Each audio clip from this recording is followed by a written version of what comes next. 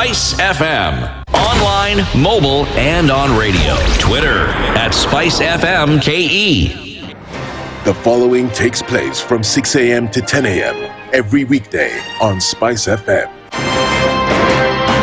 Every time he kept on saying he wants a vibrant opposition. How does it make sense that public money has been used already and then they dare to sell it back to you? Why they're not giving them for free? That's how broken we are. That's how broken we are. They're being sent home now for fees. They're going to fail to prepare. We are compromising the futures of these children. This is the Situation Room. The only way to start your day. The following takes place from 6 a.m. to 10 a.m. every weekday on SpiceFM. Parliament has got powers. Let me break it down. The National Assembly can initiate an impeachment of the president. This same and the National Senate, Assembly. Yes. That's our constitution. This is just a continuation of the previous administration, which Ruto was part of. President Uhuru himself openly said that we're losing 2 billion daily. Daily. I mean, come on. Are you saying that we don't have a central bank? If we look at Kenya, both public-private sector, that figure is ranging between 30 to 40%, right? I think it's clear that the government of Kenya is living beyond its means. This is the Situation Room. The only way to start your day.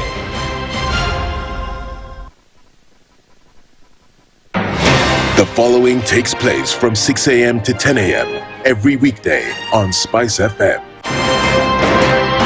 Baba should disown these experts and say they went there on the because he keep on telling us that these experts just you came from Dubai and you found them they're already at State House looking for jobs. Government has to has to introduce austerity measures. It's something that this government and the previous ones have not been able to do in this country. We've talked about it so many times. And really, I think you have seen the modus operandi of William Samoei Ruto since he came in. It's just showbiz. This is the Situation Room. The only way to start your day.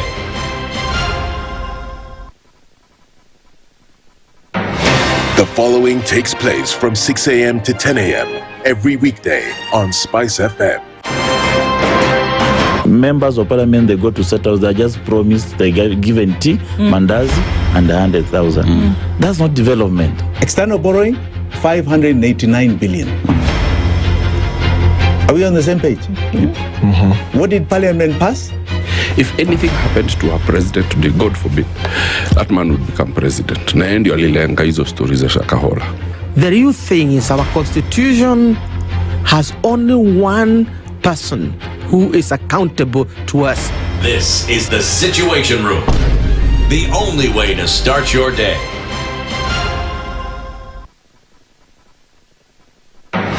The following takes place from 6 a.m. to 10 a.m. every weekday on SpiceFM. I am also a publicly elected official. Okay. My salary is paid by your taxes. Yes. So if you need me to answer questions, we will not run away from you. Asante We will sana. always be here. The government itself is engaging in corrupt practices. That the government itself deliberately schemes to influence through bribery members of parliament. You pay for a passport online. Alafu you're told there are no booklets. I rebuke matters corruption because corruption has brought this country to its knees. This is the Situation Room. The only way to start your day.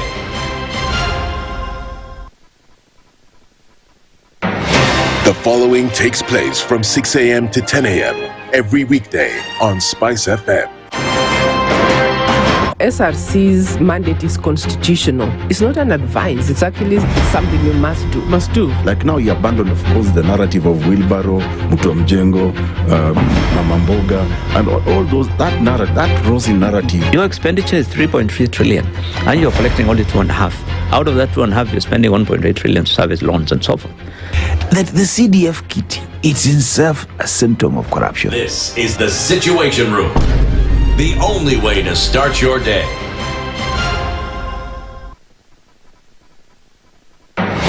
The The following takes place from 6 a.m. to 10 a.m. every weekday on SpiceFM. Presidency is fairly interesting in the sense that it will actually take us to a new consciousness. Swali zile watu waulizi na swali muuliza na shangala ni aje kwani huku kunaendaje? 30 billion shillings annually on travel alone in public service. A Kenyan can even demonstrate every single day of his life that Ruto must go. That is the only message of his demonstration. That is his right.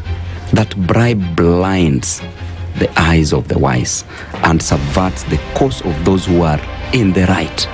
This is the Situation Room, the only way to start your day. The following takes place from 6 a.m. to 10 a.m. every weekday on SpiceFM.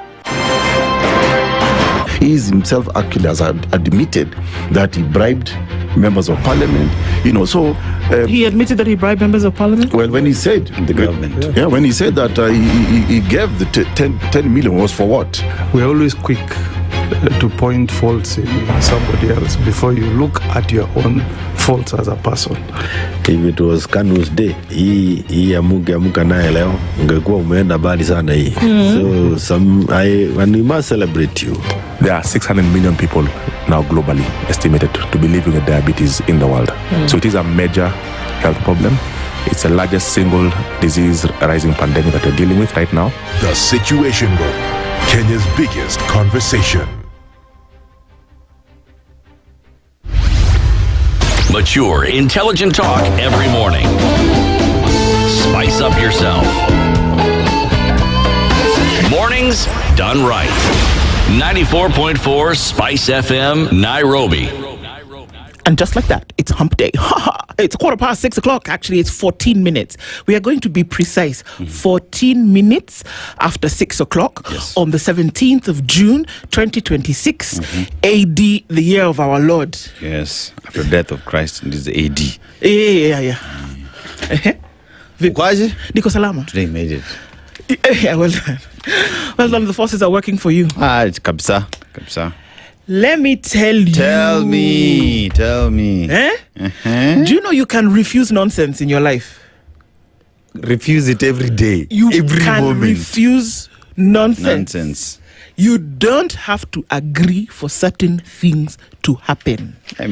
If you see somebody is moving left, or if you see that situations are moving left, you stand your ground and you don't allow. You are allowed to not allow True. Nonsense. Thank you for coming to my TED Talk. No, it's mimi nakubaliana na wewe.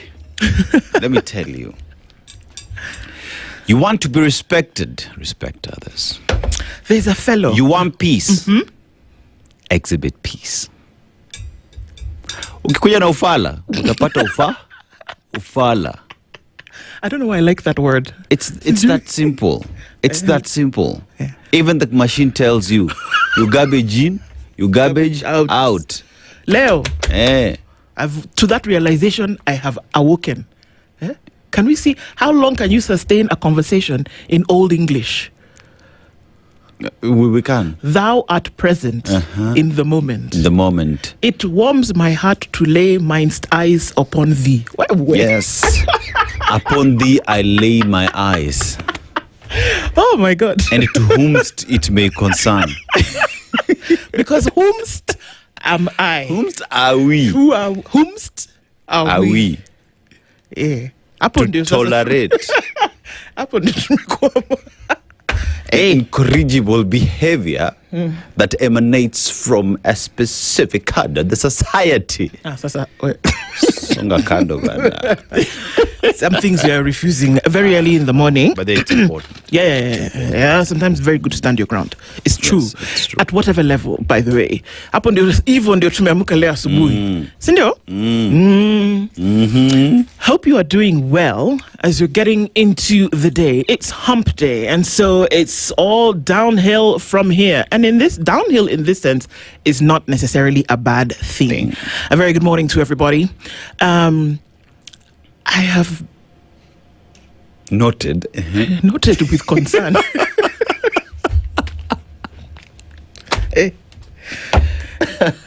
You know, things that we say sometimes we don't even know the meaning. Sort of focus, actually. Wallahi, just some things randomly coming out there. Good morning. You're the master of your destiny. There are things that you can actually do to ensure that the course that you take in your life will actually be in a positive way. It actually is up to you. This is The Situation Room. A very good morning to you. Dennis Aseto, Nduh with you here in the room. Evie is here. Joy B is here. Then there was Judy. There are some people that are just quiet in the corner there. Yes, Judy. Yeah, Judy does things for Okoh over there, just working in silence. But yeah, she gets in, wears her headphones, the world just disappears. Yeah. Next thing you see, she's leaving, going home. Unajaribu kusema watu naenda toka job mapema. No, sikimaliza shift yake. I'm out. Oh, right. I get it. Hapo kwa do things on your own terms. On your own terms. Yeah. All right. Well, that's what it kind of looks like this morning. And a very good morning to you. It's warm in here. Jeez. Okay. So let me tell you what our conversations will be today. We're going to be talking about a number of things. And of course, lovely to have you here as we get into those. We will... I have to correct you. It's not warm in here. You are some hot piece of cake, man. Yo. But no, I'll beat you. Have you ever had people who are given a compliment, then they return with, where takuchapa? Do. Where? Talk up. Anyway, let me continue. Where was I? So, our conversations today will, of course, center around a number of things. Let me tell you what we'll talk about today as we get into it so we can prepare our minds, right? The president of the Law Society of Kenya is who? One Wakili Charles Kanjama. He's going to join us at 8 a.m. and we're going to be talking about JKIA deal turntables. What exactly is going on here? Remember that, and of course I'm starting in the middle. Remember that the Law Society of Kenya has requested, or I don't know if they've gone to court to demand actually, that the details of this contract whereby JKIA will be constructed, redesigned, be made public. JKIA 1.2. JKA 1.2. Okay. That we need to know exactly what's going on. And then enter Chivayo. I don't know who shook hands where. 375 billion shillings. All of these things are up in the air. So let's have that conversation and try to ground them. No pun intended. Before that, we'll have a conversation at 7 o'clock about compensation and closure. The president apologized. He said, never again will he order for young people to be shot or rounded out by police. And then he said he's sorry. Now, the compensation is kicking off to the tune of 2 billion shillings. Who do you give and who do you not give? How do you decide how much to give to whom? You see, whom has come again. Yes. How do you decide what to do? We're going to have a conversation with Christine Alai, who's the chairperson of the ICJ, and Komchetsi Makocha, who is a KHRC board member as the Kenya Human Rights Commission. We'll have a conversation about our victims finally seeing justice. Does the money applied then equate to justice? Remember what you kept insisting on yesterday. Justice must not, it must be seen to be, and it must also be. It must be felt. But an apology is just that. Just an apology. And if you're compensating, that means you're taking responsibility. Yep. So is the state, by this act of compensation, starting with this 2 billion shillings, is it actually saying that this is our fault, folks? We are the ones who blundered here, so we're going to pay? Is that what is happening? They'll both join us at 7 o'clock as we start off the day with that conversation. And then at 9 o'clock, Ambassador Liberata Mula is an AU Special Envoy for Women, Peace and Security. So she's seconded to the AU, understand? Or from the AU. Seconded to from, she'll come and tell us. But we're talking about from policy to practice, delivering on women, peace and security, AU being African Union. So we're looking at Africa wide. So we take our conversation at 9 o'clock today to the diaspora, as well as what's happening here in Kenya as concerns women, peace and security. The longest war in the world is actually on the African continent at the moment. True. That conflict, what does it do? Who does it affect? What exactly is going on? Where Africa had been ridden by conflicts for the longest time, do we see pockets of those coming up? And who then bears the brunt of these circumstances for under those? Those will be the conversations that we have today. Thank you for being here this morning. Our live streams are up on YouTube, Facebook, and on X. And a very good morning to our audience on KTN today. We're all coming together to listen in and have this conversation and also be engaged and activate our thinking and our insight towards making the world just a better place, one conversation at a time. Karibu sana. We'll say hello to you in just a minute, but Dennis is going to tell us now, if the people from Guinea are called Guineans, what are the people from Guinea-Bissau called? Guinea-Bissauans.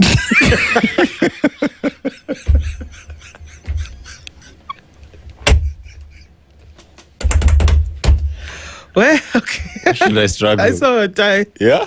You have Nigeria? Nigerians. Ghana? Ghanaians. Guinea? Guineans. Guinea-Bissau? Guinea-Bissau. Bas. Well, Meshinda, you've won. Cheers. 5 million points to you. Do with them as you wish. Okay, I'm telling you, when you make life so difficult, it will be difficult. It takes away the fun. So let's just call them Guinea-Bissauans. Yes. Sawa. Now, the proverb today, in Swahili, it would say this: Nyani haoni kundule. But let's say it in English. A monkey never sees its own backside. It's true. Is it just a monkey who doesn't see? Shh. A monkey. It's minding. Well, maybe the way I'd look at it is that the monkey is minding its business, going ahead. It's not worried about what's behind. Yep. You will see me moving forward. Yeah. If you want to have a problem with what's happening behind, that's you're the one who's staying behind. Yeah. Monkey is going where? Forward. Forward, ever, backward, never. Okay. I am going on. Utaulizwa ni nini na kusumbua. How you look at it. Now assume you are, like these monkeys are queuing, right? So this monkey would look at the monkey in front and start laughing because the backside is red. You get and laugh because they do not know what there is behind them. So you look at other people's flaws, forgetting that you have your very own. My omena is for him today. Please. Chukwa. 2 cups. I like it wet fry. Bas, meska. All right. Dunga here. Yes. Meanwhile, United Africa beat Senegal yesterday in the World Cup. 3-1, I believe, is what it was. Labda hiyo ndio sababu. My brain is not all together there because they'll come back. It's the first game. Yeah, because I stayed up to watch the match. Number one problem. Yeah, so you heard what I said. United Africa. You know, the problem beat here is Senegal. All these people are speaking French, so you can't even. We brother, piga huku. Don't be surprised. One of the French players is the cousin for the guy who was playing in Senegal for Senegal because tunajuana. Well, see, we'll talk about Papa Juicy. Anyway, that's where we are. World Cup action continues. Of course, the greatest sporting activity on the planet. But one could argue, like I always say, probably the greatest activity on the planet that brings everybody together. Okay, so that's what we're looking at. Of course, we saw that who other countries played. Morocco, Algeria was playing in action yesterday. And so that continues. Let's get into some of these. Saying hello to you guys today. And thank you for tuning into the Situation Room every morning. Very encouraging things from a number of people that I met yesterday. And just thank you, everybody, that we can have this program and put it on air. We can do and work the turntables from behind the scenes, but that you connect into these conversations every day. It is lovely that we get an opportunity to do that. And so thank you for engaging, positive and negative. Thank you. Because iron sharpeneth iron. It helps us to do better. It helps us to be better, but it helps all of us to then be engaged in a manner that is necessary for us in our little worlds, in our communities, nations, regions, and the world. All right. So let's say a very good morning to you. Tell us where you're tuned in from this morning. It would be lovely to get a heads up as to where you are tuned in from. Peter Chiaria, I know you're in the room. A very good morning to you, and you're tuned in today. And what you tell us today as you get into it. Where? Good morning from Mombasa. Be careful who you vent to. A listening ear is not always a loyal heart. Ain't that the truth? That's Kenyans. Where? Samuel Bisimwa says, good morning, Spice family. A very good morning to you. Kimiak. Good morning. Oh, by the way, the G7 meeting started, and the only African nation on invite by the president of France is Kenya. Yeah. And President William Ruto, in those meetings yesterday, the Kenyan flag was flying amongst the G7 countries. And of what significance is that? Many are asking, and many are saying of none. Many are saying, but of a lot. In what position is Kenya now as a guest of the G7 during those deliberations? Well, in those deliberations, we'll get into some of those conversations. It's coming at a very interesting time because remember, South Africa President Cyril Ramaphosa was uninvited because of the difference between Pretoria and Washington. Yep. Of course. And that very clearly that South Africa is part of the BRICS. Yep. And if the BRICS are having their own meeting about what's going on, how does that then compare with what's going on with the G7? So it's true that you be PNG'd, persona non grata, at some of these meetings. And Ramaphosa says, PNG. Tuendele. Yeah, PNG. Thought you're talking about PDF, but let's go. Persona non grata. You're not welcome. Yeah. Well, Kimiak says anything the president says must not be trusted. Ooh-wee, including the apology. You refused. He showed us his true colors when he gave the order. Then when he was apologizing, nothing good will come out of the Kenya Kwanza administration. Well, yeah, somebody could have said the initial intention was the true one. The initial action was a true one. Question. Shaq Bet, very good morning to you. Tuned in this morning. Very lovely to have you here. Clement Ochola says, tuned in from Malindi. At least nimeamka sijasikia wameongeza tax. Ama siku bado mbichi. My friend, ngoja kidogo tu. Wacha tufikie alfajiri. Wait, let me tell you something. My Kiswahili tutor is doing work. Well done. Finish work, as we say in Pidgin English. Kennedy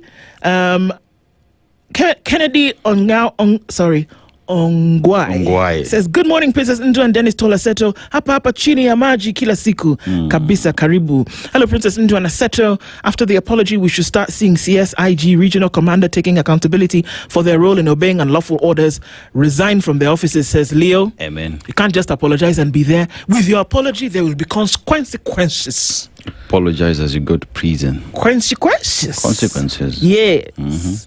Henry Acceptor says, good morning Team Spice FM. Leo ni siku mpya. Haya twende kazi kabisa. Let's go. Rahim Tula Omar says, good morning, tuned in from Nairobi. How long are you here, Rahim Tula? Yeah. So there's an FYI to you from Leo. I said we don't have an AG unless it's Auditor General. The same way we don't have a foreign policy. Gideon Mungai was the last Attorney General. Yo. Drift Session says, good morning and good day, Spices. Just another day being Kenyan in a country run by mad crooks and power brokers. Where? I give the things Kenyans think. Sheesh. We are grateful for a vibrant new day. Not that it's thinking a bad way, but if you were to take the thoughts of what people actually feel about how things are going currently or how they hope for them to go, hey, if you were to take the contents of people's brains and dump them on a table and say, okay, let's sift through this and see what we can use, Kenyans would tell you a lot. Yeah. Can I tell you something? Tell me. We have a very good intelligence system. They know. They do know. They know. Does anyone care? Carol Nyambura says, good morning, everybody. Now, Apenda Sara, tunakupenda pia, my sister. Wishing you a blessed day ahead. Thank you so much. And to you too. Izakale says, happy hump day. Oh, no, it's Ramzula. This is happy hump day. Happy hump day to you. Izakale says, good morning. The president may be speaking to the G7, but Kenyans are hoping he would speak to and listen to the G58.6 million. International prestige is important, but so are domestic realities. Hi, Njeri. Hi, Rudy. She has answered today. She has answered today. Luhimbo, even Aseto is looking at her like, hey, you have answered. Luhimbo says, good morning from Dar. Nduh, Aseto, you need to be given National Order Awards. You engage with us without fear or favor. Spice is my home. Luhimbo, Asante Sana. Kabisa, my brother, thank you for always being here every morning, all the way from Dar, but still engaged in these conversations. Thank you for that thought. We don't take it lightly. Bernardo Gamba says, good morning, Spice team. The Swahili equivalent to this week's proverb is Nguo ya kuasima hastiri. Hastiri. Aseto to complete. Nguo ya kuasima hastiri. Sijui. Borrowed clothes do not cover you well. Sindo? Okay. To be short. Or tight. Tight. He says you should invite the CEO of the Betting and Control Board to tell us about gambling in radios. Who is gambling?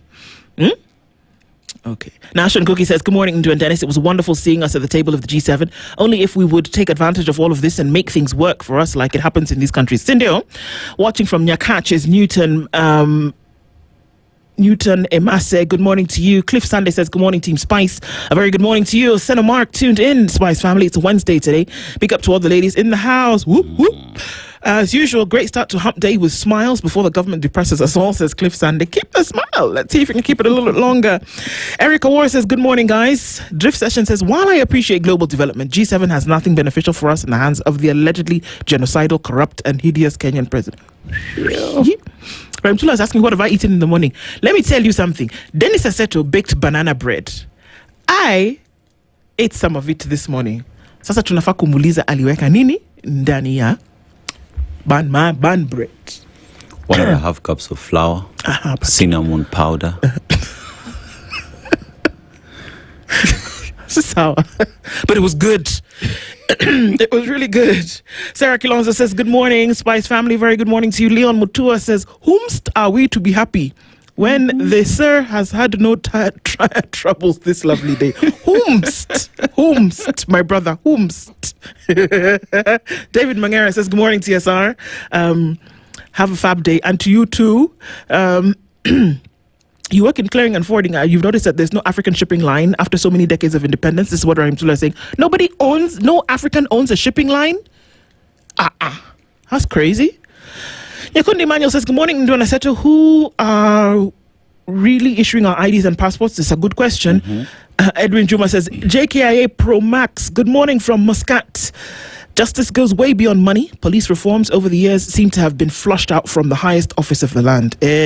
Martin O says, Chivayo is a front to a certain person. Worse than Adani corruption, needs to be taken to court and stripped of the passport. Stanley Gasha says, given Rao's prominence in Kenya's democratic and political history, any mausoleum intended to serve as a national heritage would likely require a substantially larger budget than 30 million. Drift is saying, Guinea what, Dennis? Bas. Now, wasalimia nikiwa Durban. Very good morning to you, Asutsa. Bissau Guineans, people. Bissau Guineans. Exactly, exactly. Leon Mutua, we see you. Henry accepted. Okay. Keep on going there. Ramtula, you said for life, we're not going out. Oh, Ramtula, you're back from London. Never going back? Well, karibu. Wanasemanga nyumbani. Okay. Nancy Abura says, good morning, Nduh and Dennis, listening from Mirema Road in Thika. And he says, nguo ya kuazima hastiri makalio. You know, makalio had disappeared. Whatever was coming out my mouth could not be said on morning radio. So okay, I'm following you. Yes. Apondotuko. It's so lovely to see people who come in the morning and we've not seen their names before, and it's just nice to then join the crew as we continue into these conversations. So everybody keep coming in. You're welcome. The doors are open. Let's engage and let's have these conversations. Have you ever told these people tunawapenda? Tunawapenda sana. Tunaku. When you say nakupenda is one person. Two is us, and then tunawambia tunawaenzi. Jawa, sasa unaona sasa. Oh, yeah, it's confusing a baby girl in the morning, even before coffee. It's allowed. Jawa. There's no man will confuse you. Hey, Nikama. Let's take a look at what's happening in the skies and on the roads, and then we'll come back and look at what's happening in the headlines.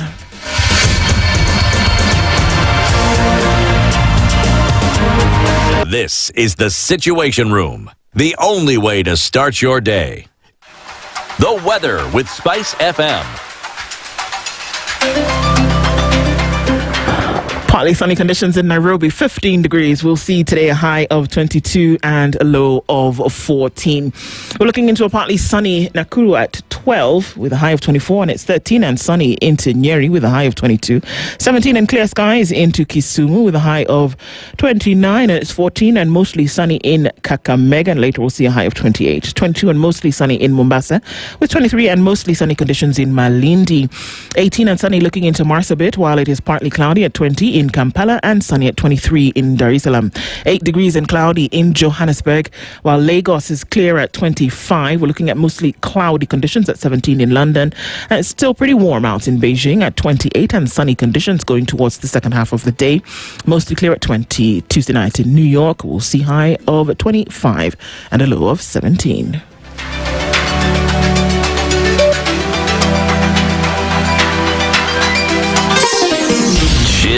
Spice.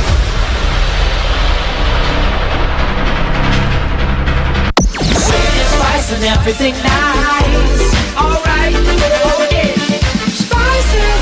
Spice up your life. Traffic.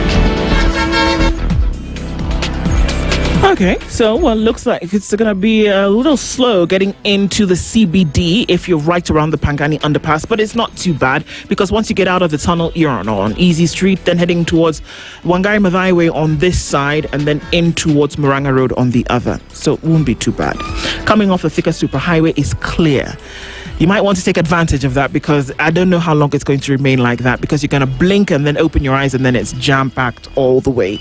Use it now when you can. There's a little bit of traffic on Cabanas heading in and out, and also coming off of North Airport Road there is some traffic and it's pretty busy as you come in from Embakasi, so that's one to watch. Southern Bypass looking good. You might see a buffalo. Today could be the day. Use that route to get into the city or go towards Karen. You don't have to go into the city, but then if we are buffalo hunting, today could be the day that we actually try that.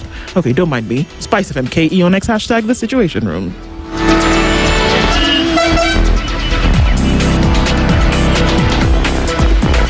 Online, mobile, and on radio. Facebook at SpiceFM KE.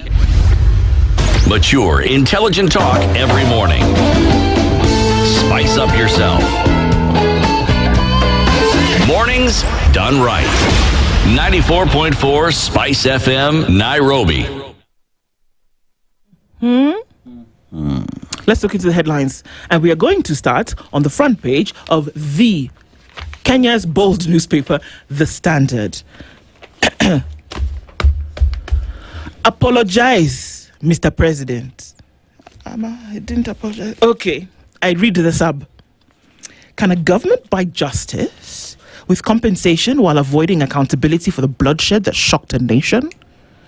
As President William Ruto's administration moves to compensate victims of police brutality linked to the June 2024 Gen Z protests, critics say the process risks becoming a little more than blood money if it is not accompanied by truth, apologies, and prosecutions. Dennis, somebody is listening to you. Paying victims while alleged perpetrators, the trigger-happy police officers and their commanders remain free, entrenches impunity. Nearly 2 years on, many still demand answers. Who gave the orders? Who pulled the trigger? And who will be held accountable? See, that's what you're saying. You can apologize, you can even give money. But who shot the people? Yes. Who gave the order? Because we already know that the police who take ammunition from the armory or they take the weapons, it's under order. Yes. And if there is a shoot to kill order, it's not a shoot to kill suggestion. It's not a shoot to kill invitation. Yes. It's a shoot to kill order. Then you shoot to kill. Somebody gives the order, somebody pulls the trigger. Somebody deployed the officers. Absolutely. Somebody put the officers on the road, in the street, in that protest. So what folks are saying is, and look, if you want to look at compensation commissions, not just in Kenya, around the world, just go to Rwanda, yes, South Africa. And if you want to go to Eastern Europe, go to Yugoslavia, go to Western Europe, what happened in Germany after the World War, look at what compensation after the Nuremberg trials in Germany, for example, what happened beyond an apology. The people who committed these acts were indicted, interrogated, investigated, charged, sentenced. You know what those people are? They are criminals. And criminals deserve a day in court. And justice must be dispensed. Simple. So you can apologize. I think it's a good thing to apologize. Don't get me wrong. But it doesn't end there. No. That there's still to be circumstances for your actions, or consequences is the word I'm looking for your actions. For me, that's what, because I'm sorry it's not just something that you say. Go and look at the definition of sorry. No. It also is essentially a commitment that you take responsibility for that thing that happened, and you make a commitment that it will not happen again, but that you will do everything that you can to right the wrong. Now, people can say, what happened in Germany was crazy because it was a genocide. Well, excuse me, people's brains were on the streets during the protests. in Kenya. So we'll talk about this at 7 o'clock today. Incidentally, this is the conversation. Well done, Njeri, that we can have that conversation right now where these conversations are where these things are actually happening. So we'll talk about that. But that's the question out there at the moment. That is an apology okay? And is giving money to okay, but how about the person who did this cool their heels in a controlled area for a period of time while you think about what you did? That should be their home, if you ask me. That's where they belong. You killed somebody. Yes, you did. Yeah. You know, you steal money, you can return it. Yeah. You kill somebody, you can't get a life back, my friend. And not that one knocks out the other. Yes. I'm sorry, but that's the example. Okay, breathe. Looking into other stories this morning in the headlines, Mungaro throws the Speaker Kingi under the bus over 1 billion shilling audit row. Mungaro, is that you? Governor of Kilifi County? Do I see you? Okay. It wasn't me. The senator is questioning 1 billion shilling Kilifi revenue contract spanning years linked during Kingi tenure. The EACC Auditor General invited for forensic probe into the payments. Sasa Mungara ataka kujua. Kingi, wakati ulikuwa hapa kwa hii ofisi, ulifanya nini? Sasa basi ndio hii ndio wewe, chini ya basi ndio hii, wewe iko chini ya basi. Wewe na vumbi, same WhatsApp group. Oh my Lord. It's fun times. Let me tell you.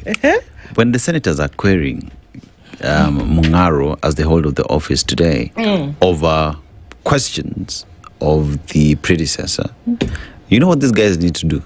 It's just go ahead and knock at the speaker's office. They're in the same space. A guy, come here. Why should I come and see you in your office when I can call the Auditor General, I can call the EACC and embarrass you publicly? Yes. If I have the fun of embarrassing you publicly, why on earth would I want to come and knock in your office and say, hey bro, Nyaje, how does this thing? No. When I can embarrass you in public and even have you on page 2 of a national newspaper. Yes. The person who can respond, who should respond is the speaker. So senators, y'all know what you need to do. Wife wins right to separate home from in-laws. I have a question. Why was it in the same home in the first place? But it's just separate home. Ama, it's in the justice pages. Let me explain. Mombasa woman moved to court over alleged harassment by her mother-in-law. Why was the mother-in-law living in the house with her in the first place? Husband ordered to secure independent matrimonial home within 60 days. Yani, a court has to tell you, to remove your mother from the house so that you and your wife can live in harmony.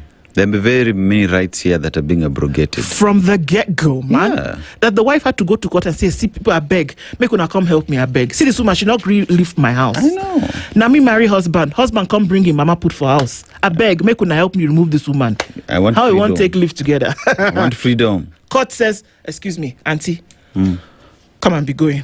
Oga, fix your house. Fix your home. It's not funny. Do you know how many people are living in bondage? Yeah. That's a big story. Also, I understand that woman, though. At times you just want to surprise, but you can't surprise. No surprise. No surprise. Because mama will ask you, hey! Every day you must be in a suit. That story about the compensation is on page 4 of the Standard. Will state payout heal a bleeding nation and end police brutality? How about that for the first question that we'll ask this morning at 7? Why relatives living abroad are not sending you money or gifts? You make everybody stressed. People in the diaspora. The 2025 Remittances Household Survey estimates inflows from abroad at 931.8 billion shillings. First generation individuals in the diaspora are the highest contributors of remittance. But now they're saying, Sasa yo pesa ime katika kidogo. That's like $1 trillion. Yo. MPs are clashing. Okay. Over tax proposal in the finance bill. It's very good. Let them be clashing there, and then they better bring out something that will become an act that makes sense for people. Just clash away. Gong, gotta throw whatever you need to do. But when you come out and there's white smoke, it's something that Kenyans can then live with. Sawa, can't. It's good. In fact, it's good. Clash away. Clash inside there. Speaker orders action on rising lake waters. I don't know. Is he telling the lake waters to go down or how? I think the action that he's talking about here is that you need to do something about it before it takes people away, literally. Couple caught up in 200 million shilling US federal scam probe seeks to access bank accounts. People have been asking to access their bank accounts lately. Have you been watching the inquest of Tob Cohen's widow in court? She's had a really dramatic last couple of days when she's basically been saying she's, of course, served 3 years while on remand. And then after that, she was let go. Yeah. The current, it's called what? ODPP. Then said, nah, there's new evidence in this case. So she was rearrested in January last year. And so she's been there for 1.5 years. Again, so total of almost 5 years that she served while this case still continues. And so she said, I want to please access my bank accounts. But I'm wondering if she's on remand, she's accessing bank accounts for what? You need to pay a lawyer and retainer. But she wanted to go outside of the place, go to the bank, to a pesa. She can do a transfer. Anyway, from the other ATMs and sasa mtu anaweza kupatia simu kitu kama hiyo. Okay. I don't know. But she wanted they will agree to maybe under escort or something like that. Shah has not paid healthcare centers 5.5 billion shillings since February, say workers. Okay. You see now why Anti-Mercy Mwangangi has white hair. Kapsa. Duale contradicts himself in court over Ebola quarantine facility deal. Let me just breathe because I am still scared the moment goons defied God's house. This is a story that's being told here. And clergy blame the state and warn intolerance stirs violence. It does. Former U.S. top envoy Kerry John lead global leaders in ocean talks. Did you guys see Kate Walsh? Yeah. Kate Walsh is in town and she's also, she is a climate... You people. She's a climate something envoy ambassador. She's really big on the climate. And, you know, she's here for that conference as well. Those are some of the things that are going on. And today in the opinion pages, Faith Wekesa tells us about, for Kenyans, what's wrong is right and what's right is wrong. It would appear so. And looking into the other pages where we look into the enterprise and what the taxman changes amid an economic slowdown. Those are some of the stories that we're looking at. Get yourself a copy of the Standard newspaper or the Standard e-paper, standardmedia.co.ke. So, Daily Nation. Finance bill pressure is the headline that is being carried there, and we look at legal action where Consumer Federation of Kenya asks court to hold several provisions citing likely higher consumer prices. So, and VAT changes, COFEC argues new tax on food, health products and agricultural inputs will raise the cost of living. Here, carrier powers has also been highlighted where lobby warns taxmen would impose tax liabilities without prior notice or make subjective assessments. There is also another issue on digital payments where it reckons hidden taxes on digital payment system will lead to more expensive transactions. So the finance bill already in the corridors of justice there. And Maraga now is pushing for joint opposition flag bearer. United Green Movement presidential aspirant David Maraga has supported opposition unity founded on shared values and constitutionalism, saying the country needs a complete reset to reverse years of corruption, economic decline and institutional decay. Remember, he's not part of the united opposition that has been saying will come up with a single candidate. But he is supporting that. So whether there are discussions with him as well to join it is another question to be discussed or questions to be asked out there. And ODM cries foul over 2 billion shillings payout for protest victims. Now, after party leader Buru Oginga publicly expressed displeasure on Monday, most officials now lament the outfit was sidelined during the State House event. Sisi tunataka power. They wanted to be part and parcel of that decision. Not gonna happen. On compensation. Not gonna happen. Yeah.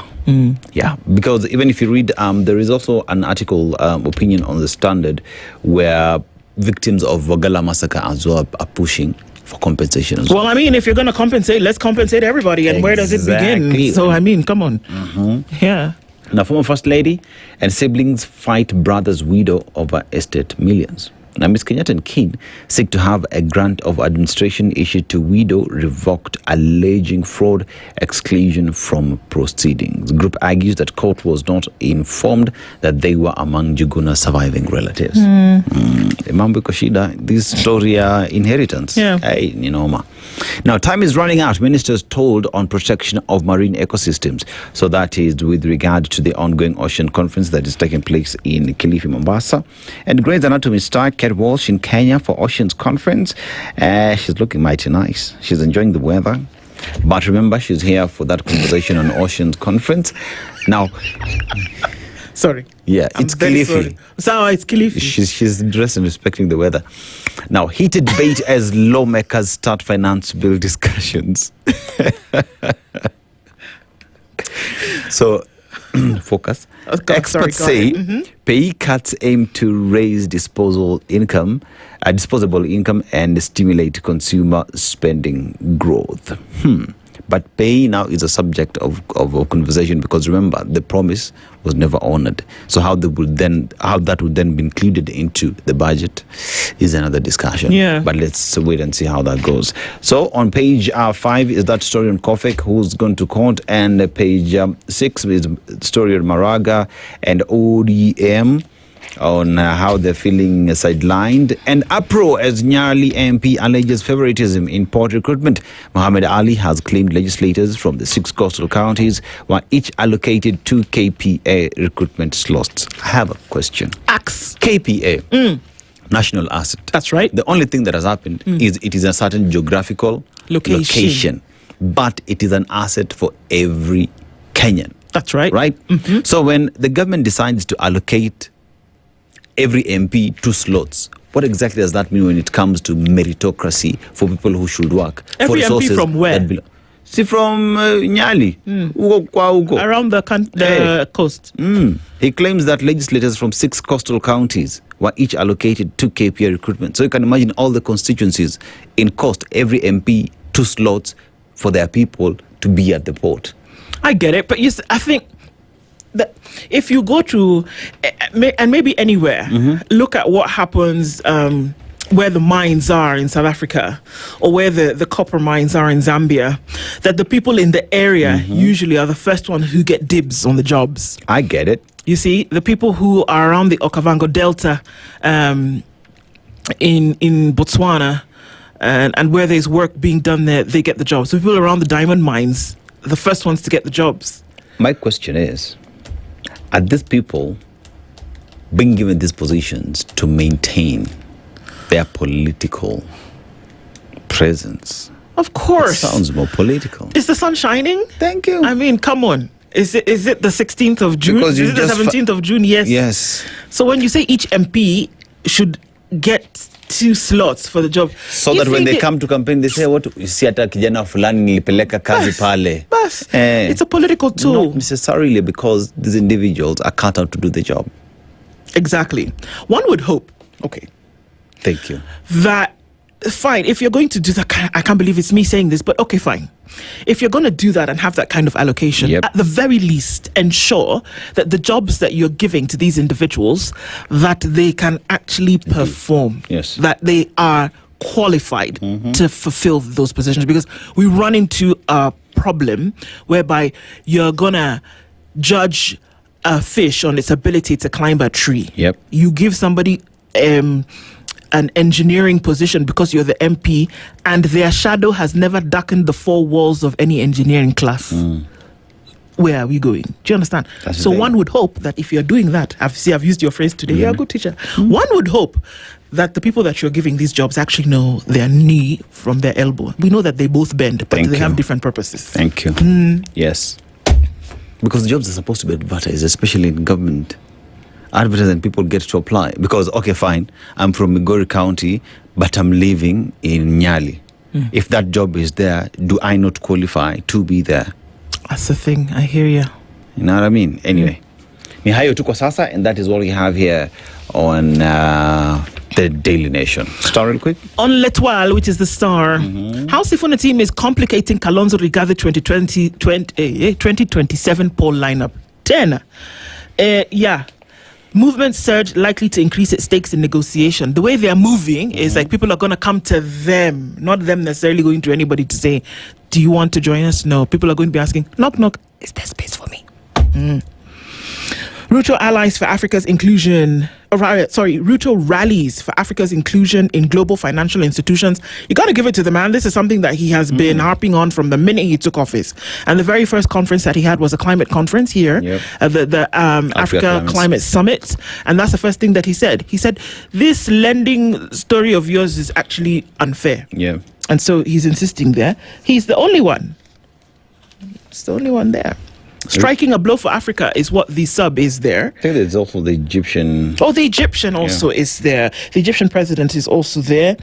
Of course, then we see India's Prime Minister, Narendra Modi, in that picture as well. German Chancellor Friedrich Merz, French President, of course, Emmanuel Macron, Canada's Prime Minister, Mark Carney, and Keir Starmer, as well as Brazil's President Lula da Silva. This is interesting, I have to say, because there are members of the BRICS who have been invited here, but South Africa has specifically been uninvited. Ramaphosa, ni ulisema nini?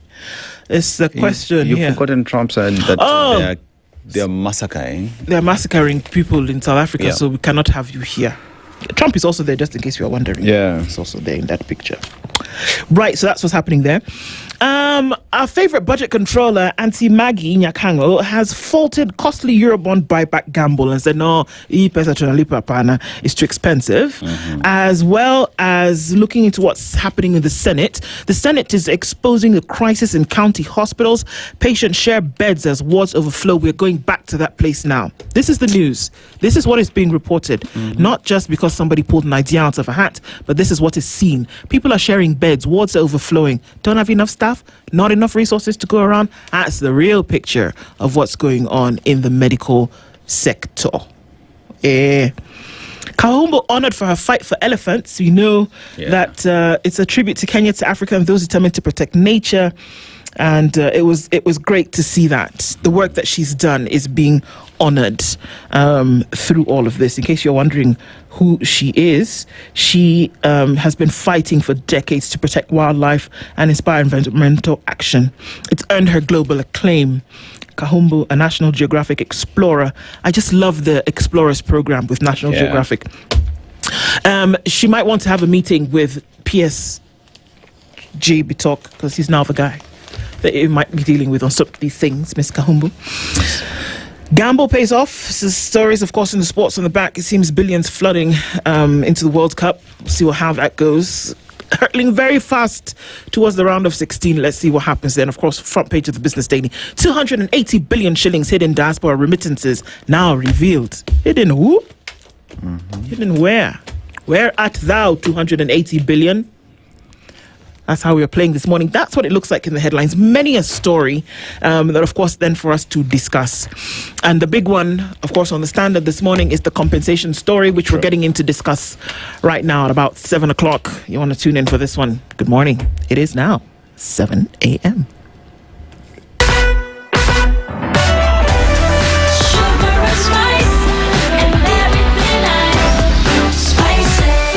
Spice up your life.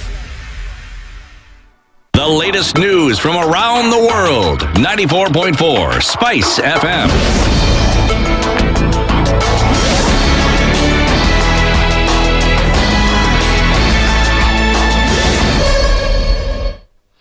Good morning. This is the News Wire. I'm Lau Ubaga. Victims of the protests and police brutality are now calling on President William Ruto to apologize to the survivors and families of those affected by the violence. Through the coalition of survivors and victims of violence against protesters, the victims have said the apology issued by President William Ruto on Monday has not met their expectations, maintaining that it was not directly addressed to the victims. They also want the panel of experts set up to oversee the compensation to publish a list of beneficiaries and clearly explain how the payments will be implemented. No apology can erase the bloodshed, trauma and pain inflicted upon families whose only crime was exercising their constitutional right to peaceful protest. That vague apology is not accepted. Because brutality and excesses were personal, the apologies also should be personalized. We therefore expect the President to extend the same apology personally to the victims. Kenyans will not tolerate further delays, excuses, bureaucracy, or political sideshows meant to frustrate victims once again. Compensation must be swift, transparent, seamless, and conducted in good faith. The move follows the launch of a compensation scheme worth 2 billion shillings aimed at addressing more than 1,100 claims involving deaths, injuries, torture, abductions and enforced disappearances. In addition to compensation, the victims want justice to be done by holding police officers and all those involved in the killings, abductions, torture and other human rights violations accountable. The survivors now want compensation payments to begin within a week, threatening to protest if the plan is delayed.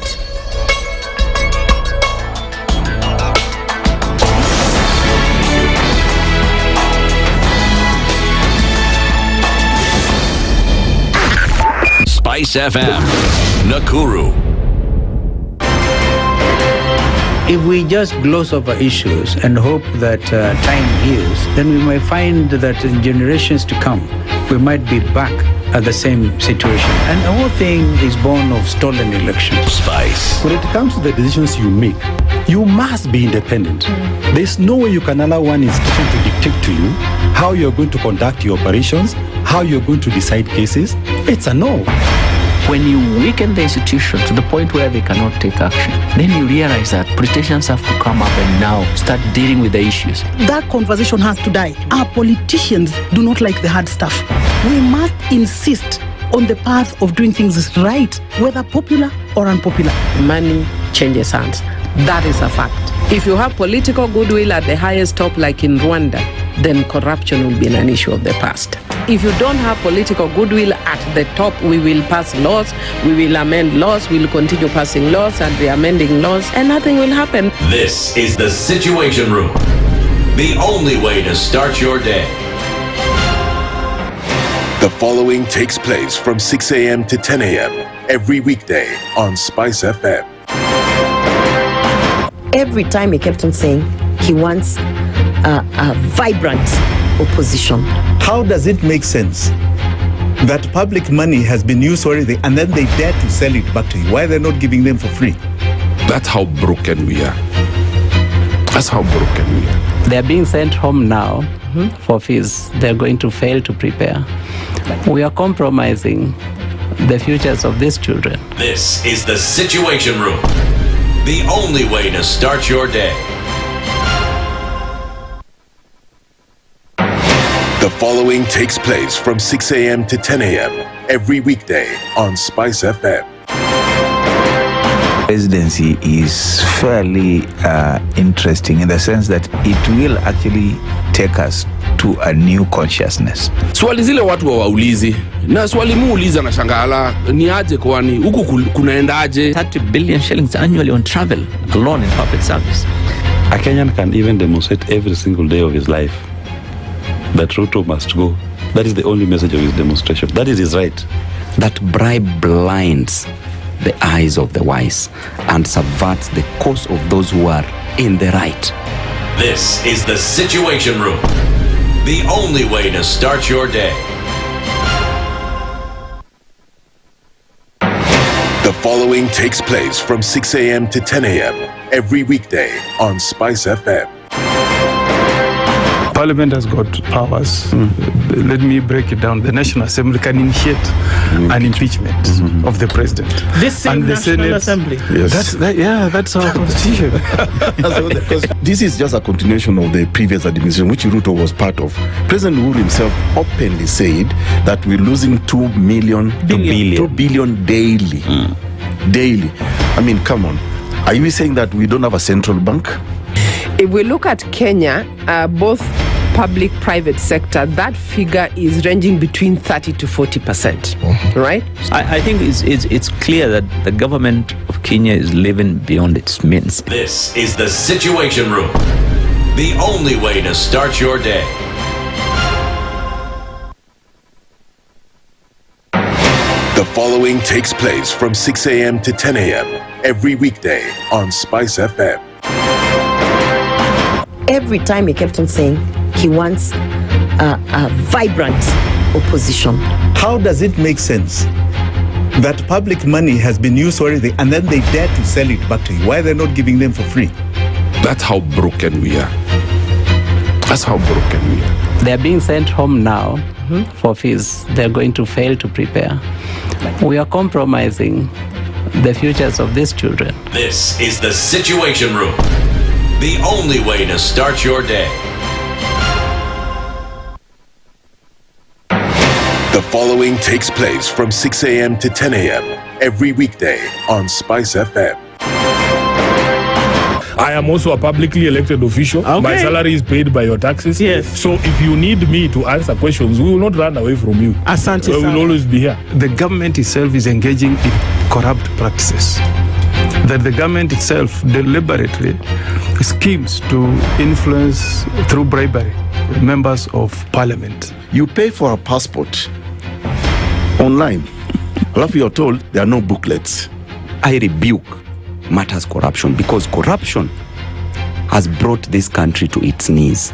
This is the Situation Room, the only way to start your day.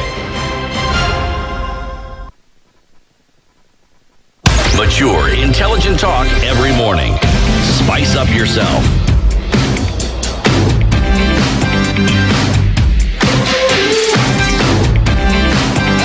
Mornings done right. 94.4 Spice FM, Nairobi. Good morning. It's 8 minutes after 7 o'clock and are continuing with our conversations this morning, rather starting off with a big one this hour. But even as we get powered into doing that, how about we power it in with chloride oxide? Yes, and remember we've said that every time we talk about systems, how systems need to change, but now we're talking about a system in your vehicle. You know, you need your AC to work. You need to your trunk, which many call the boot, to work. Yeah. Nowadays, you just swipe your leg and it opens up. All those things need power for them to work. There's also automatic start, where before you get your vehicle, you just press on that remote thing that you have, and your vehicle starts. By the time you're getting in there, the engine is warm and you're good to go. Yeah. All that is being powered by a battery that has been around for 60 years and one that will assure that you're able to move from point A to point B. And while you're in there, because it's cold, your AC heating and everything is working well. Your massage and lumbar support is working. When you want to move your seat front, up, on the side, yes, front, up, whichever, it works. So chloride Exide has engineered the perfect solution with their premium Exide battery range, including the Exide Matrix. So when you go to your dealer, you just ask for the chloride Matrix battery, and that will be able to power everything in your vehicle. Because like you keep saying, the brand chloride Exide, 60 years, they know exactly what it is they're saying. Absolutely. That's how you get powered up this week. And they're probably powering us into a conversation that we are then having this hour that has been brought a lot closer to the fore, obviously, because of recent pronouncements by the president, whereby there will be the compensation. But even as that gets started, he's then been able to make an apology. Okay, well, let's get into that conversation. And two folks are driving that conversation for us this morning to then be able to do that. Christina Lai is the chairperson of the ICJ, and she's here with us this morning. Good morning, Christy. Good morning, Nduh. Karibu sana. Asante sana. It's been years. It has. It's good to see you. Good to see you. And thank you for being here this morning. And he's a member of the Kenya Human Rights Commission Board, Kwamchetsi Makoha. Good morning. Good morning, Nduh. How are you? I'm fine, thank you. How Good. are you? Fine, thank you. Karibuni sana. Thank you both for being here this morning. The jury is out on what we call people from Guinea-Bissau. Dennis will tell you. Then he'll also tell you today's proverb, and we'd love to get your interpretation on that. We just made it easy. Kenyans are People Peculiar. from Kenya are Kenyans. People from Nigeria are Nigerians. people from Guinea-Bissau. Guinea-Bissauans. What did you say? But the people from Guinea, it's a very beautiful country because it has 80 islands that makes the country, so it's an archipelago. But aside from that, now, one of the things that stand out in terms of the tourism is they have hippos that swim in salty water. I know you're used to Lake Victoria now. When you go there, nataka kuona ile inaswim kwa maji ya nini ya chumvi. But let's go to the proverb. A monkey never sees its own backside. A monkey never sees its own backside. Let us go first. How would you interpret it? A monkey never sees its own backside. Well, quite apt for the moment that we are in the country, that oftentimes when you're up in the trees trying to pick the bananas, perhaps others would see the backside and the dirt that lies behind. And I think that's what we're interrogating of our state and our government. What lies at the back that we are seeing, that perhaps the monkey is not while it's climbing the trees to pick the bananas. How would you interpret it? You know, she's finished. It's got the echo in Kiswahili, which is nyani haoni kundule. Yes.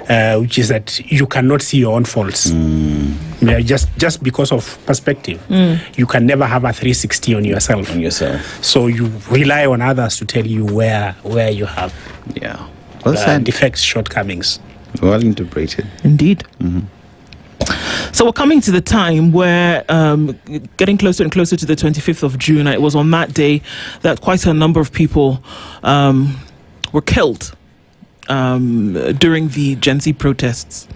Now, the conversation around compensation is mostly centered around this. But interestingly, folks who have lost their loved ones from previous protests and or massacres are coming in to say, well, excuse me, what are we? Sack of potatoes? How about compensation for us? And even as we get into that part of the discussion, I think our first question is taken from the headline in the Standard today.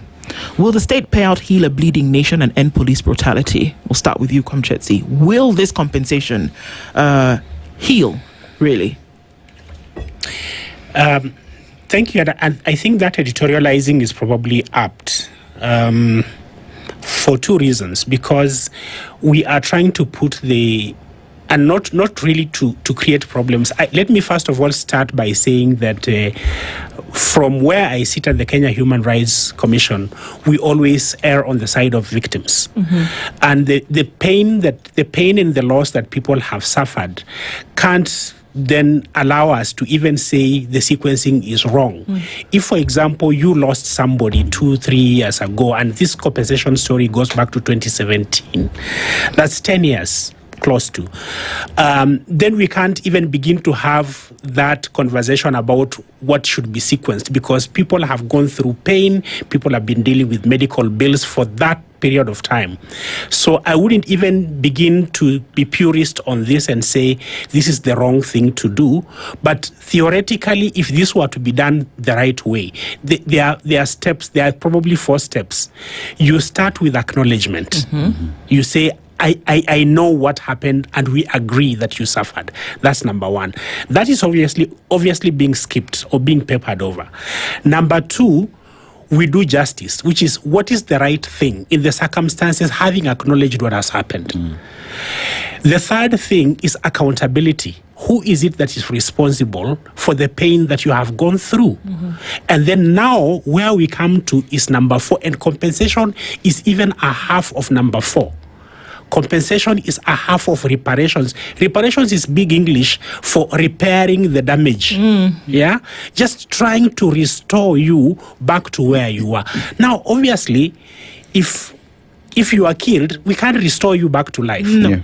So that's where this conversation then is a very difficult conversation for us to have, because yes, if, for example, you've been destitute because your breadwinner was shot dead in 2017, obviously whatever money are going to be made available can go a long way. It can prevent a child from dropping out of school. It can pay medical bills. It can do so. Whatever assistance, I would say, hurry it along. I would even put my principles aside and say, for the sake of humanity, hurry it along as quickly as possible. But the proper way to do it would be to actually say, let us find justice first. And the first step is to acknowledge and say a human life was disrupted, either it was ended, somebody was injured. So we acknowledge. Having acknowledged, then of course, from that moment of acknowledgement, that is where now this demand for an apology comes from. And so, I mean, I think the Standard is quite right in saying, apologize. And it's quoting victims who are saying, we see what you are doing, but you are doing a backhanded acknowledgement. And that is why this is a very difficult subject for me to engage, because I'm also engaging with it from that point of humanity. And you're like, are we going to look this gift horse in the mouth if, for example, you have people who are in destitution? A lot of the people who got shot from 2017, if you look at the profile of the ages, unfortunately, I've actually looked at all the reports from that time. The profile of the ages of the people who are victims of this violence are young. They are people in their 20s, early 30s. So if you're talking at people who are really at the beginning of their lives, if they are family people, they are living behind widows and toddlers and children. And so at that moment, I don't want to have a conversation about the sex of the angels in terms of, what comes first. I'm like, no, just deal with the urgency of the situation right now. So in that sense, then I start by saying, first of all, just get them the compensation. And then after that, let's come back to the second question, which is, you really, if you are compensating, you are acknowledging that something was wrong. And therefore, and I think I stand with the victims when they say, the first point is acknowledge us. We are human, and then apologize. Right. I mean, Christine, I'm going to paint it a little bit differently. 2007 post-election violence, I was in Eldoret. And I remember one of the gentlemen I went to school with, the house was torched, the brother was killed. And that gentleman, one thing he keeps on saying is, regardless of how much you pay me or you apologize, my brother will not come back. Our house would never come back. The history and memories would never come back. All I need is justice for a crime that was done. Let's extrapolate that to 2026. We are saying, we are sorry, we will pay you for it. But you're looking at someone who was killed at 20, at 25, just got off campus, starting their job. Who knows how bright their future was? Everything is just wiped clean. Today, when someone asks or rather demands that all we want is justice, we don't need the money, we want justice. Are they right? They're absolutely right. Because just as Kwamchetsi has said, who must be at the center of this conversation is the victims. And if in fact the government is minded to put the victims at the center, then we would have the sequence of this whole process quite different. I think what is significant about this moment is, for many years, we have not had this public discourse. We have not had the state leading the public discourse. You, in fact, have had victims being the ones shuffling back and forth in courtrooms. You've just talked about post-election violence. We have been in court with victims of the post-election violence since then, to date. In fact, we just received a notice from the Supreme Court yesterday indicating that in one of the cases where we are now before the Supreme Court, will finally be receiving a judgment for victims of sexual violence who have been in court since February 2013. We're talking of more than a decade of waiting. Now, if we were to juxtapose that moment's conversation to now, we've reopened that debate. And what is very clear is that in the absence of truth, in the absence of justice, in the absence of guarantees of non-recurrence, then we come back to the very same point. Unfortunately, if you count down, look at the years, 2007, 2017, 2027. What do those timelines tell us? 10 years. 10 years. 10 years. We pray that we're not going to have another 27 and a similar situation. But just to continue from where Komchetsi left, victims who are asking for justice are rightfully asking so, because what we are lacking in the conversation around compensation now is what is the truth about what happened, right? Compensation is not something you just pick and choose. And in fact, if the government really wants to go the full hog, as we had in the statements that were made in the ceremony of receiving KNCHR's report, then what we hope to see are mechanisms that bring out that truth. These were the circumstances of how we lost our Kenyans, our fellow citizens, these young Kenyans, and many more. These are the individuals and entities who are responsible for those violations.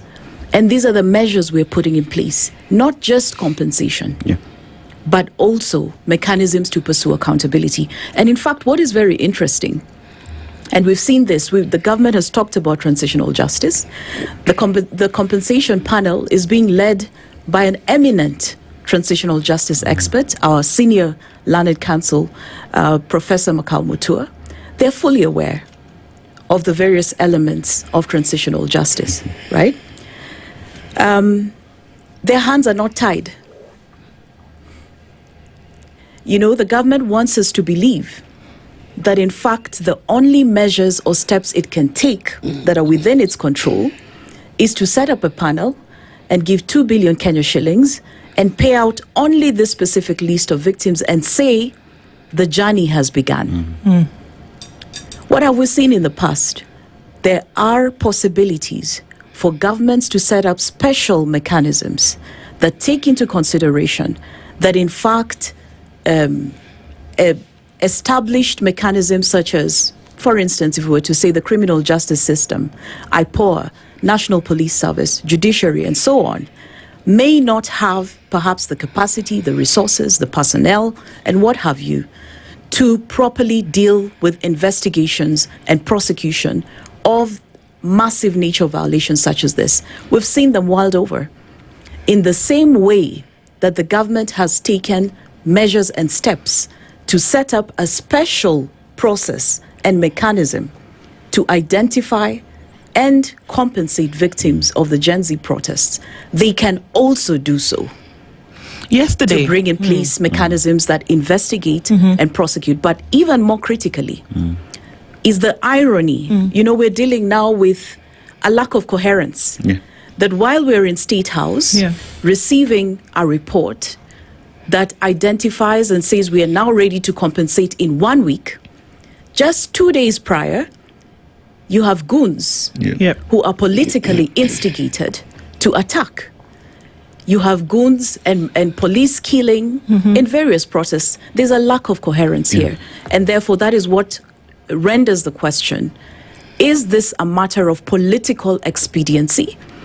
Or is the government truly, genuinely committed to pursuing truth, accountability, reparation, and guarantees of non-recurrence? It's interesting that you say that, and even as you mentioned a body like IPOA, which is critical in some of these things. Yesterday, IPOA told the court that it was unable to identify Rex Masai's shooter and the weapon that was used.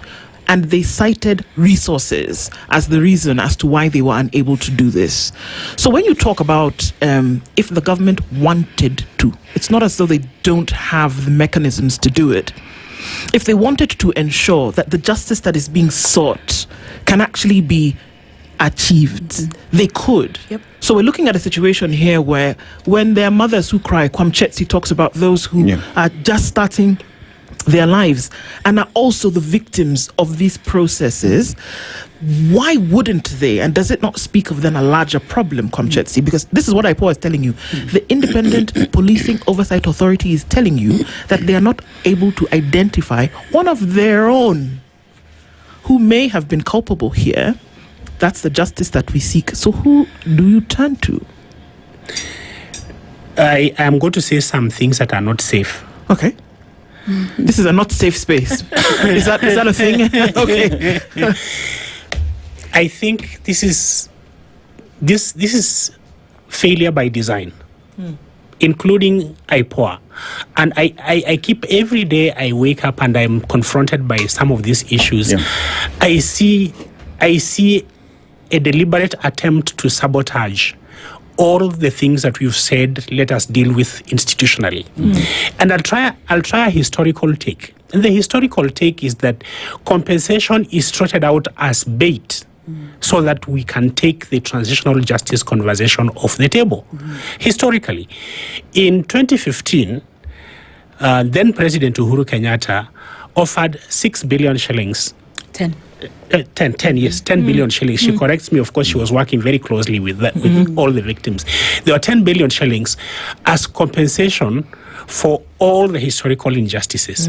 I don't even know if that money has been paid. I remember one of the things that we were sort of trying to set down was, okay, this is not going to do anything for people who are survivors of sexual violence, rape, and sort of forced reproduction, because if you are put in a situation where you are sexually violated and you become pregnant and you give birth to a child, and there were children that you are sort of like dealing with, you got to raise that child, and they were not part of your plan. Yeah. And so we thought that the softer way would be just extend some grace and some assistance. So President makes this State of the Nation address. 10 billion shillings. I don't know a single victim who has received that money. Okay? Since that time, the Office of the Attorney General has been at the receiving end of almost, this is from former Attorney General Githu Mungai, almost about 100 billion shillings in awards by courts to victims of torture and other human rights violations. They haven't been paid. Those are court awards. They have not been paid. Very, very few have been paid. I have friends out there, survivors of all that violence, state violence. They haven't been paid. So when I see President saying, I'm receiving a report and we have put 2 billion aside, there's a part of me that wants to laugh cynically because I don't know a single victim who has received this money. So are you saying that then with this 2 billion shillings that nobody's going to get it? I am coming there. I'm like, I will believe it when I see a victim has received that money. Right? And the second thing that I would like to add to that is that let us also look at the merry-go-round that has also gone on around this compensation story. First, the president has very competent legal advisors. The former chair of my board, where I sit, is a transitional justice expert and is advising the president. And he knows the sequence. He knows this stuff better than me. And yet, what did they do? They appoint an illegal task force to create a compensation mechanism. By the time you're actually getting around and the court is correcting and saying, this is the correct way to do it, 1 year has been lost. By the time you actually finish, in fact, the ceremony at State House was not occurring in a vacuum. It occurred because a commissioner at the Kenya National Commission on Human Rights say, we have finished the structure and the framework, but there is no money that has been provided. And so, we have to come back and say, even when you are making this sort of allocation, I want to take it a step further and say, actually, this is presidential abuse of power. Because if Mr. Ruto is the one who ordered those executions and that torture, this money should come out of his kitty. He has enough money. If he wants to put 2 billion shillings, this money should come out of his money. Because why are you and I, taxpayers, being made to pay for the trigger pulling by police officers on the orders of Ruto? Oh, so that's where it's coming from? It's coming from your money. Okay. And you see, that is where, for me, rubber meets the road, because we're here talking about we will compensate victims. All right, sawa. We agree it is one of the important things that needs to be done. But we equally look at, again, let's paint history. IPOA is telling us that they are unable to identify the shooter, yet the government of Kenya has, President Uhuru Kenyatta at the time, launched a forensic lab at the DCI that is able to take forensic tests to determine what bullet comes from. It's called ballistics. Ballistics tests to determine what bullet came from what gun. Precisely. And I remember at the time, Matiang'i, being the cabinet secretary, ordered all legal gun holders to return their guns so that the footprint of each gun is at the forensic lab. If we told that to the entire republic, how is it that guns that have been bought by taxpayers, bullets that have been bought by taxpayers, a forensic lab that has been set up by taxpayers, and police officers who were deployed were given a command to appear with specific number of bullets, because these things are assigned at the armory, with every police officer assigned to a specific gun with a specific serial number and specific number of bullets. How is it then today you're being told we are unable to do all these investigations to determine who pulled what trigger, who pulled what gun, how many bullets were used, and why were they used? Are we being honest when we talk about we want to deal with this problem, but we shall just pay you to shut up, but we will never accompany justice into this conversation? It's extremely unfortunate. Mchezo wa town. Ni mchezo wa town. Kabisa. And extremely unfortunate. But as we have the conversation, I want to echo what Kwamchetsi said. Let's center the victims, yes, right, on the one hand, where we're acknowledging that there are mothers, fathers, families that are grieving lost ones. There are those who have been unable to continue with their lives, and we want them to be able to receive the recognition and acknowledgement that is deserved. Now, what we are faulting, and also to say that the Kenya National Commission on Human Rights has done a commendable job to actually pull together, which was acknowledged by the chairperson of the commission, that there's been years of work. There's been years of work in really reflecting on what should we have as a compensation mechanism, as a reparation mechanism that is holistic, not just looking at payouts, but also looking at rehabilitation, restitution, and importantly, guarantees of non-recurrence. Now, the reason why we're saying beyond that, what we're seeing is mchezo wa tauni, I come back to the fact that the president in his own speech and every other state official who spoke very coherently and articulately about transitional justice. It is a package. It is a package. And if you say that as a country, as a government, he himself, our president, said, for many years we've buried our head in the sand, and now we've decided to confront this issue head on. Confront it. Confronting it actually means that you're willing to question and interrogate those gaps.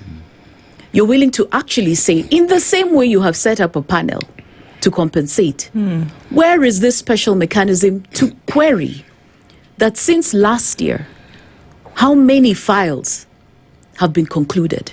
What are the challenges? If it is a resource question, where is also the budget line and allocation for proper investigations, accountability, to actually see to it that we can hold individuals and institutions, because here we have police officers who were culpable, but there was a clear policy to shoot and kill. Who gave those orders? Because we can't run away from that. Yeah. We cannot run away from that. Somebody was on the other side of the order. Absolutely. And that without that order, the chances of this action having been taken would have been slim. Absolutely. And who equipped the police? It was not on one day. It was on several days. The police were equipped to prepare to attack Kenyan citizens. We know who the head of the police service was. We know who the head of the Directorate of Criminal Investigations was. We know who was issuing the guns and the bullets, who was assigned what bullet, where, and when. Look, we do not need to spend another 10 years to arrive at where we have arrived today with the Baby Pendo case. As we talk about the Supreme Court case decision, which we're about to receive on Friday, which is of post-election violence, we are similarly in court with victims, again, for 2017 violations, and the journey has been long for Baby Pendo's family. Similar situation where there's a confirmation that a police officer bludgeoned Baby Pendo to death in her home. A process continues, and the outcome by the investigating authorities is that, sorry, we actually can't tell you which police officer bludgeoned Baby Pendo to death. And subsequently, the magistrate in the inquest says, all right, unfortunately, if you're unable to identify who, then this time we're going to proceed with command responsibility. And the magistrate then says, lists, in fact, the officers who were commanding and in charge of the operation that resulted in the death of Baby Pendo. Subsequently, the DPP in 2022 then initiates the first ever crimes against humanity case in Kenya that charges 12 police commanders who were responsible for the operations in Kisumu. Now, part of this political game results in the Director of Public Prosecutions dropping charges against 8 commanders, leaving only 4 commanders for whom we're in court today, on the one hand in the criminal case, but on the other hand, the victims, together with their lawyers, part of who we represent, have then filed a constitutional petition challenging the DPP on the withdrawal charges against those 8 commanders. Now, to cut the story short, how many years are those? 2017, we're in 2026. 9 years. 9 years down the road. And so the message to the government today is really, do not take Kenyans down that road. We commend the process that is underway. What is not yet historic, because the launch was touted as historic, but I want to draw parallels. Think of May 2013 on the steps of Harambee House. President Uhuru Kenyatta receiving the report of the Truth, Justice and Reconciliation Commission. That was historic, wasn't it? It was. What was in Volume 4 of the Truth, Justice and Reconciliation Commission's report? A beautiful framework for reparation. What do we have today? Nothing. None of the victims have received any form of reparation. And in fact, I want to challenge Kenyans, because we're now a society that is debating on the basis of information. If there's anybody listening today, sign into the website of the Kenya National Commission on Human Rights report. Look for the TJRC report. Look at Volume 4. Tell me, isn't it a reflection of this very same report that the Kenya National Commission on Human Rights has, in fact, given to the government and launched? In fact, even much more extensive. Again, move from there, 2015, in National Assembly, President Uhuru Kenyatta then says, the ICC cases have failed, but we still have Kenyans who suffered. And so today, I issue an apology. And as Komchetsi has said, I instruct the National Treasury to set aside 10 billion Kenya shillings for the restoration of victims. And that's what Komchetsi was reminding us today, has never come to be. So the point I'm making is this. It is a significant moment, but it is not yet historic. What will be historic about this moment will be, one, will the right victims receive the compensation that they have been promised? Will, and I say the right victims, post 2007, IDPs were paid. Yep. So, by the way, Kenyans, we've been down this road. Yep. IDPs were paid. Not all, very few, in ranging figures from 400,000 to 10,000 Kenya shillings. If you were in Kisumu, you were lucky to receive 10,000. If you belonged to another part of the country, you received 400,000. And depending on the political moment, because it was about political expediency, you received some money and some did not. And so what we are placing before the government today is what will be historic is your demonstration that you are truly have removed your head from the sand, that you will compensate, that you will initiate mechanisms that do not leave us at the mercy of a criminal justice system that will keep us waiting. For victims of post-election violence, 18 years. The children who were born as a result of rape 2007 will be voters in the 2027 election. A criminal justice system that will not keep us waiting more than 8 years like the baby Pendo situation to identify who was responsible for killing. We need mechanisms in the same way that the president has led by setting up special mechanisms and processes using constitutionally established. We don't lack institutions, we lack political will. And on the back of political will comes resources and comes the courage to do what is right. And that is what we want to see. Then this moment will be historic. If we use history or if you use experience as a teacher, just based on what you're both saying this morning, you don't have to guess to look at it. And I just wanted to say that, there are cadres of victims in this whole thing. The people who lost life, there are those who, were injured. There are those who were delivered of babies as a result of sexual violence. And again, I'm not just talking about the Gen Z protests in 2024 because it's very clear that this spans across time. There are those who lost property. There are those whose property was destroyed because they were in a place where they did their business and, there were criminals. There were criminal elements within those who may have been protesting. Criminal elements, because protesters and criminals are not the same thing. True. All across board. And it's almost very downheartening to say it.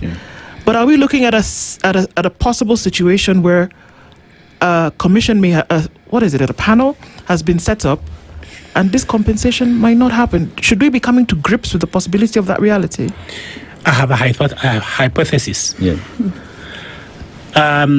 I'm going to start at the point where I believe, and I think I'm getting to the point where I'm becoming an elder in Kenya. Okay. I think there's a pattern here. And compensation usually arrives to announce that justice is going to be late and accountability will not be arriving.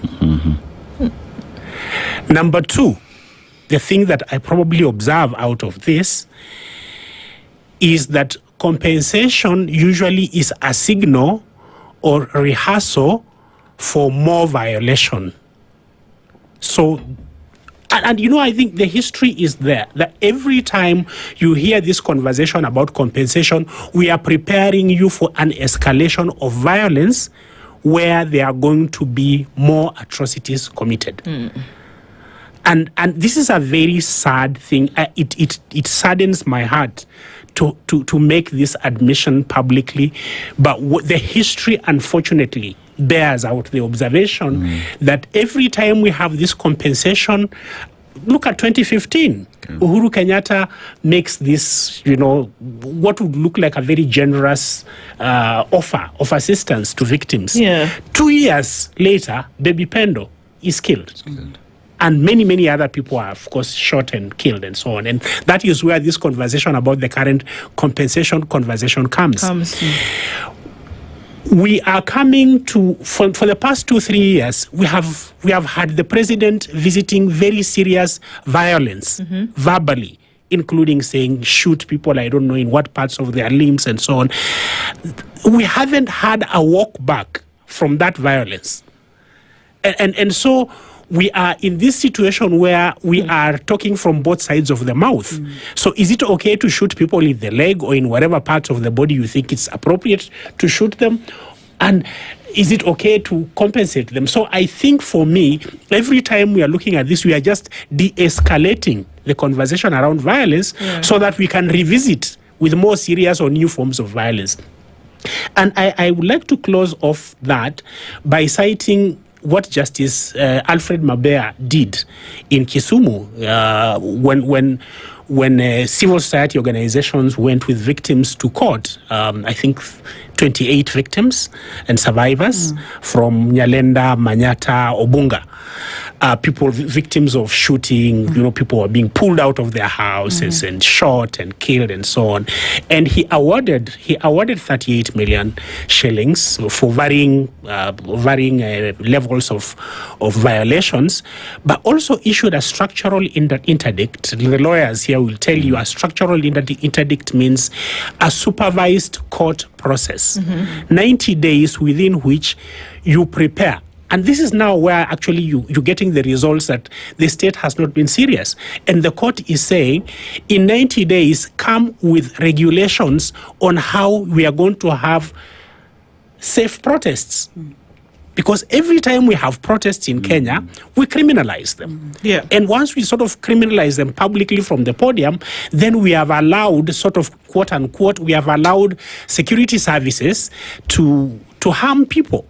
And when those people are harmed, when we begin now having accountability conversations, those who are promising, the current security minister, I think promised to defend policemen who violate the law by killing people. Yes, he said they will defend you. He said, he's a very good lawyer, and I know he's a good lawyer, and he offered to defend. So what side do we believe? When the left is saying, we are going to defend you when you kill people, or the one that's saying, we are going to pay you? And I'm just saying, we have to drop the pretense at some point and say, everybody, including children, everybody who is having this conversation is of sound mind, can process the things that state is trying to do, and we are really tired. This is not a conversation for us to be gaslighted about. The state should stop gaslighting people. The issues that we are dealing with are very, very grave. People's lives have been ended. People's lives have been disrupted. This is such a heavy subject. I just wish that we would not play the kind of games that we are seeing around it. Christine, let's look at what it is we're discussing now in terms of police excesses, right? And the 2010 Constitution came with reforms that even changed the police name from a police force to police service. You remember the Kavuludi Commission and the interviewing of police officers, all this to make sure that we change the face of the police. Heck, later we even decided to change their uniform just so we have a new feel of a new police service. But to look at everything we've discussed here, and there is a semblance of us going back to that tweet. We've done everything wrong is what we are quoting today.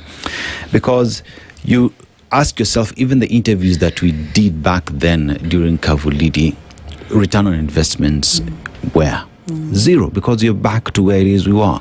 On one hand, we're saying we want to do right. We want to right the wrong that happened. But June 2024, we see Kenyans are shot. 2025, others are killed again. 2026, we see protests. Kenyans again being shot on the streets, people being abducted. And one asks the question, this entire structure, has it been engineered or designed to fail? That everything else we're seeing is just public relations exercise? Well, I must say that what we set up as a country in the Constitution was not set up to fail. Perhaps where our failure has been is in the individuals we have identified or elected to lead the process of implementing that framework. And so we have been on a journey as Kenyans.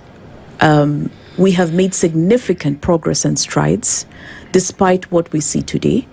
I think, for instance, the Independent Policing Oversight Authority is one very significant entity that was born out of our crisis, right?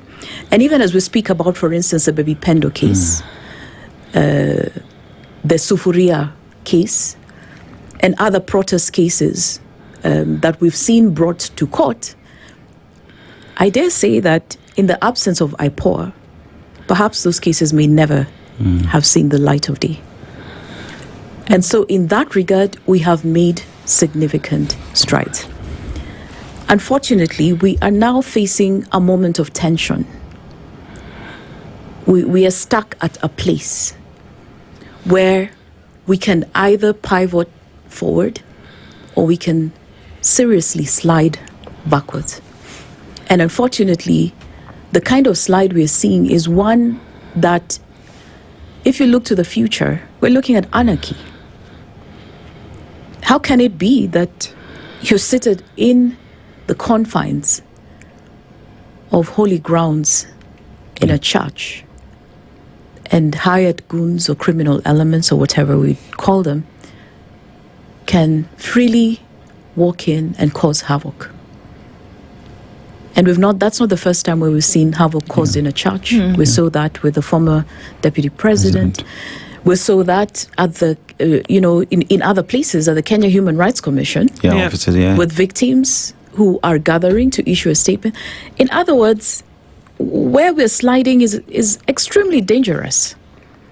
That in fact, the freedoms we have stated would be protected in our constitution are seriously under attack.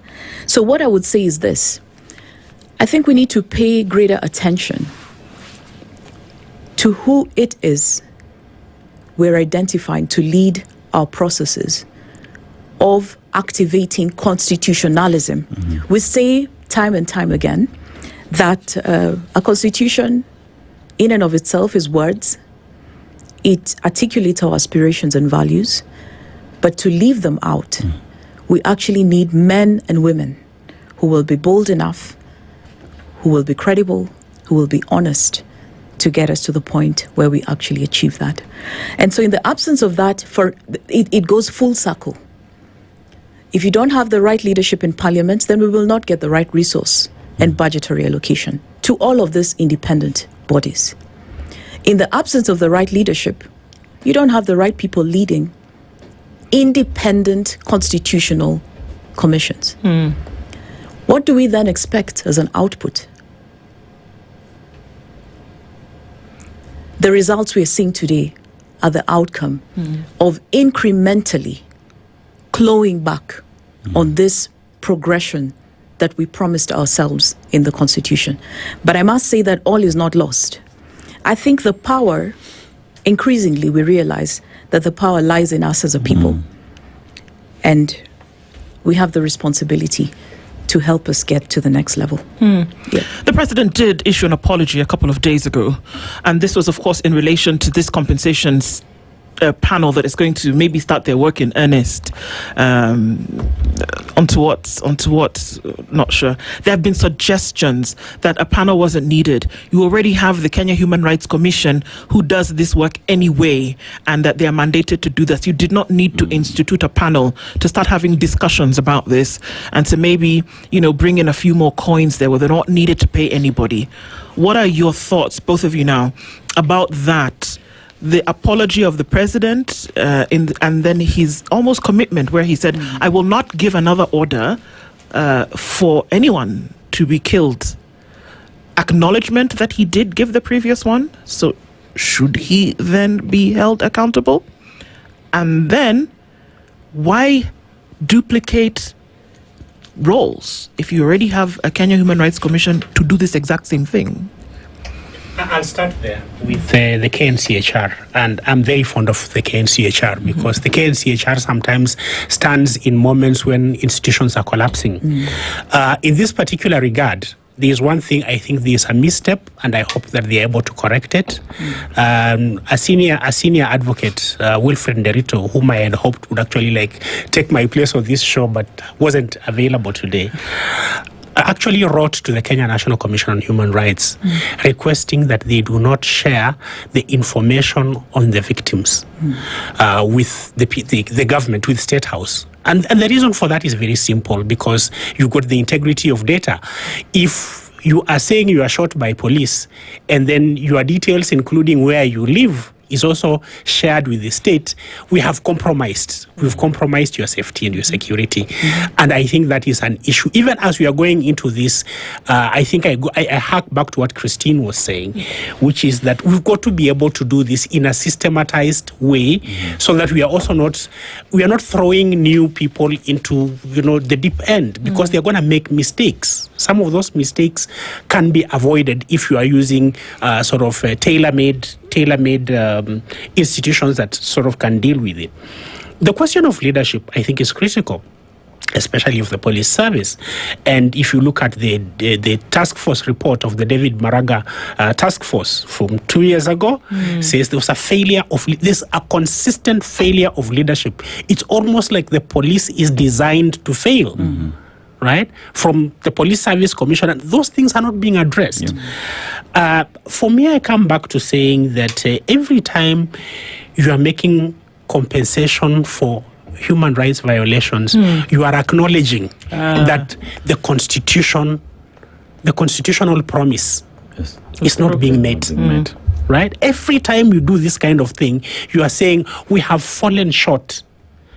And for victims, it is not so much about you paying them. It is about how rarely you need to pay them. So the fact that we are having this payment conversation in itself says that we have made a habit. The violation of human rights is habitual. It's so habitual, it's almost routine. And for me, that's a difficult. It's a difficult place, because we have a long history. We have a long 60-year history, and some of those violations are historic or historical. Others are footnotes. But when you lose a child, when you lose a husband, when you lose a wife, when you lose a mother or father, it's not the prominence of the person that is the source of the injury. The injury just cuts us deep. It doesn't matter how important or unimportant you are. Every life is important. And so that's why I'm at that point where I'm like, if the Constitution, and we wrote this Constitution for ourselves, if the Constitution says life is important, life is sacrosanct, why is it that it's so difficult for us to start on that as our base? And I guess a final one from you, Tina, is a lot of people have come out to say that the apology it's kind of like salad without dressing. It's neither here nor there. Is it a first step? Should it be acknowledged as that? To be honest, if I had the opportunity to advise the president on how the historic event or touted historic event was held at State House, I would have had victims present. Okay. I would have had victims present. I would have apologized to the victims. That is an apology. If I wrong you, I look you in the eye and I say, I acknowledge my wrongdoing. I acknowledge the wrong that my government, that the state has put you through. And I apologize. But beyond that, I must make a commitment that I will not do what I did again. Right. How many apologies do we intend to give? Because sadly, I reiterate, as the National Commission was issuing its report, we were adding onto the list of those who ought to be repaired. And that must be the reflection we have as a nation. The question we're posing to the state: prove us wrong, Honorable President William Ruto. Prove us wrong that this time, this is not about political expediency. And how we do that? Not just the money, accountability, and a true commitment that it ends here. And that's where we ended this morning. And that's a very clear message. And you don't need to do anything else to it. Kwamchetsi Marhoha and Christina Lai, thank you for joining us this morning. It's one to watch. Let's see what happens as we go through it. Thank you very much for being in the Situation Room this morning. More conversations continue. Good morning at 8:01. Thank you. The latest news from around the world. 94.4 Spice FM.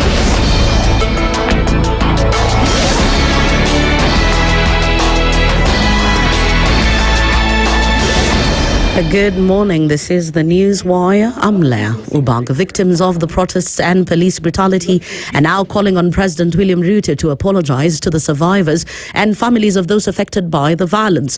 Through the coalition of survivors and victims of violence against protesters, the victims have said the apology issued by President Ruto on Monday has not met their expectations, maintaining that it was not directly addressed to the victims. They also want the panel of experts set up to oversee the compensation to publish a list of beneficiaries and clearly explain how the payments will be implemented.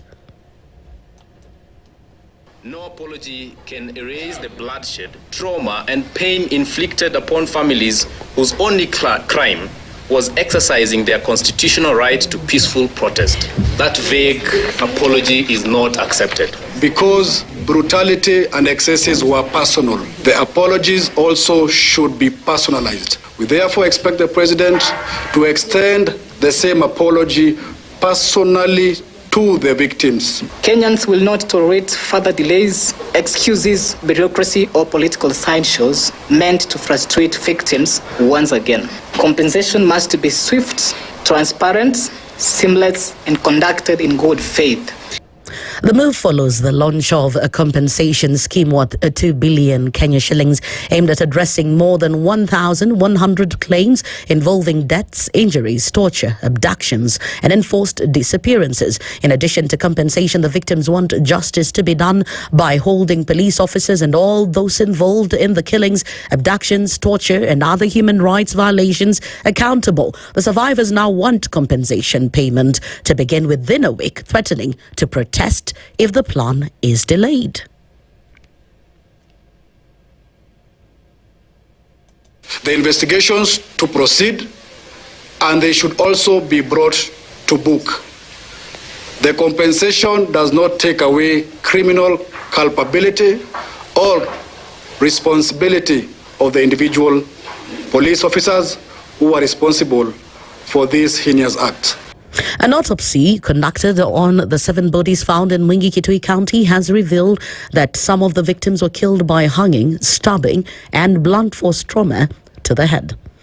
Government pathologist Johansen Odwar has said 2 people died after being hanged, 3 suffered serious head injuries, 1 was stabbed in the stomach, while the cause of the death of the other 2 people could not be determined after the bodies were found decomposed.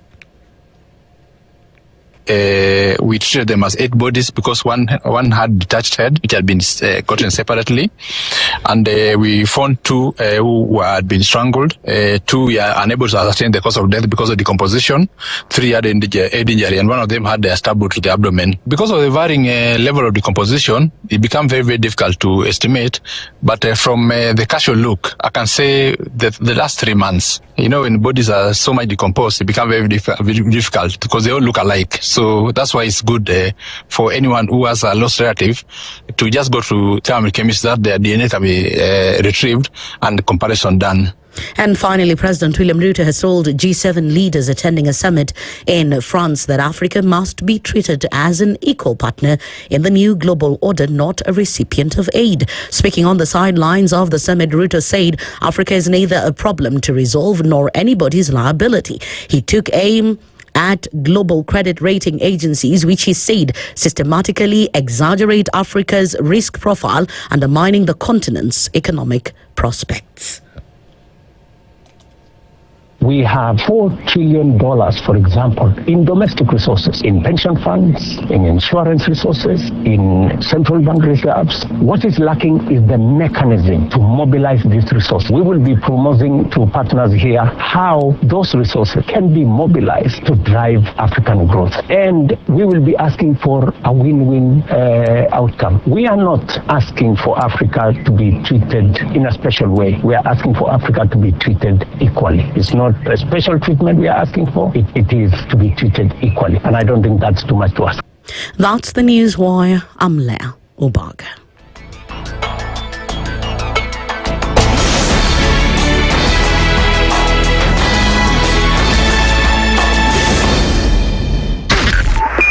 .5 Spice FM, Kisumu.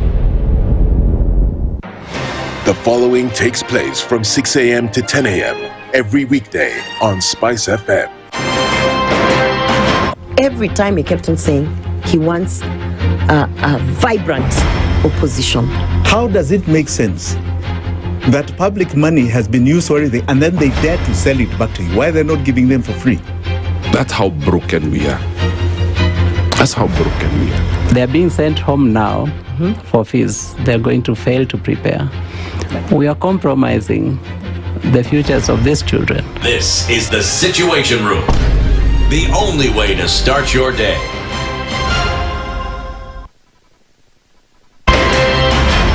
In this country, 6 families and 8,000 Kenyans control 90% of the GDP. We are not a country. We are a plantation. We work for Ruto. When you're telling the judges court orders are papers or they will not obey court orders, they're sitting and you're seeking orders from them. So how are they supposed to interpret it? Isn't it an oxymoron? When you see a judiciary that seems to be under some control somewhere, you start questioning. We have very powerful governors, but they don't use their offices to serve the people. If you are not shameful to do what you are doing, why should we protect you? I'm human. Everybody's human. So when you're told, kuja tuongee, I mean, you'd be a fool to say, stagi kuongea. Conversations have to be had, you know? People in leadership should only go into leadership if they are ready and willing to change the lot of the people. The Situation Room, Kenya's biggest conversation. One of the things that are ailing our country is negative ethnicity. You find you as a state officer, instead of thinking as a Kenyan, you think like a tribal person. Let me tell you something. The biggest problem we have had in this country is a leadership deficit. There is nothing that you are going to do in the process of change if you are not a risk taker. So you really have to pursue your vision to a logical conclusion and even be ready to step on people's toes. When it comes to the economy, you can run away with it. They say statistics are like bikinis. They reveal a lot, but they conceal the vitals. And so government people would throw statistics at you and tell you they're revealing a lot of information to you, but it's really concealing the real vitals. We need to get out of that, because when we want to grow our democracy, one basic thing that really requires to be understood by the political class, by all of us, is institutions are critical.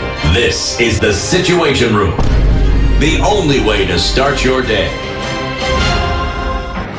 The following takes place from 6 a.m. to 10 a.m. every weekday on Spice FM. Every time he kept on saying he wants a vibrant opposition. How does it make sense that public money has been used already and then they dare to sell it back to you? Why are they not giving them for free? That's how broken we are. That's how broken we are. They're being sent home now for fees. They're going to fail to prepare. We are compromising the futures of these children. This is the Situation Room, the only way to start your day. Mature, intelligent talk every morning. Spice up yourself.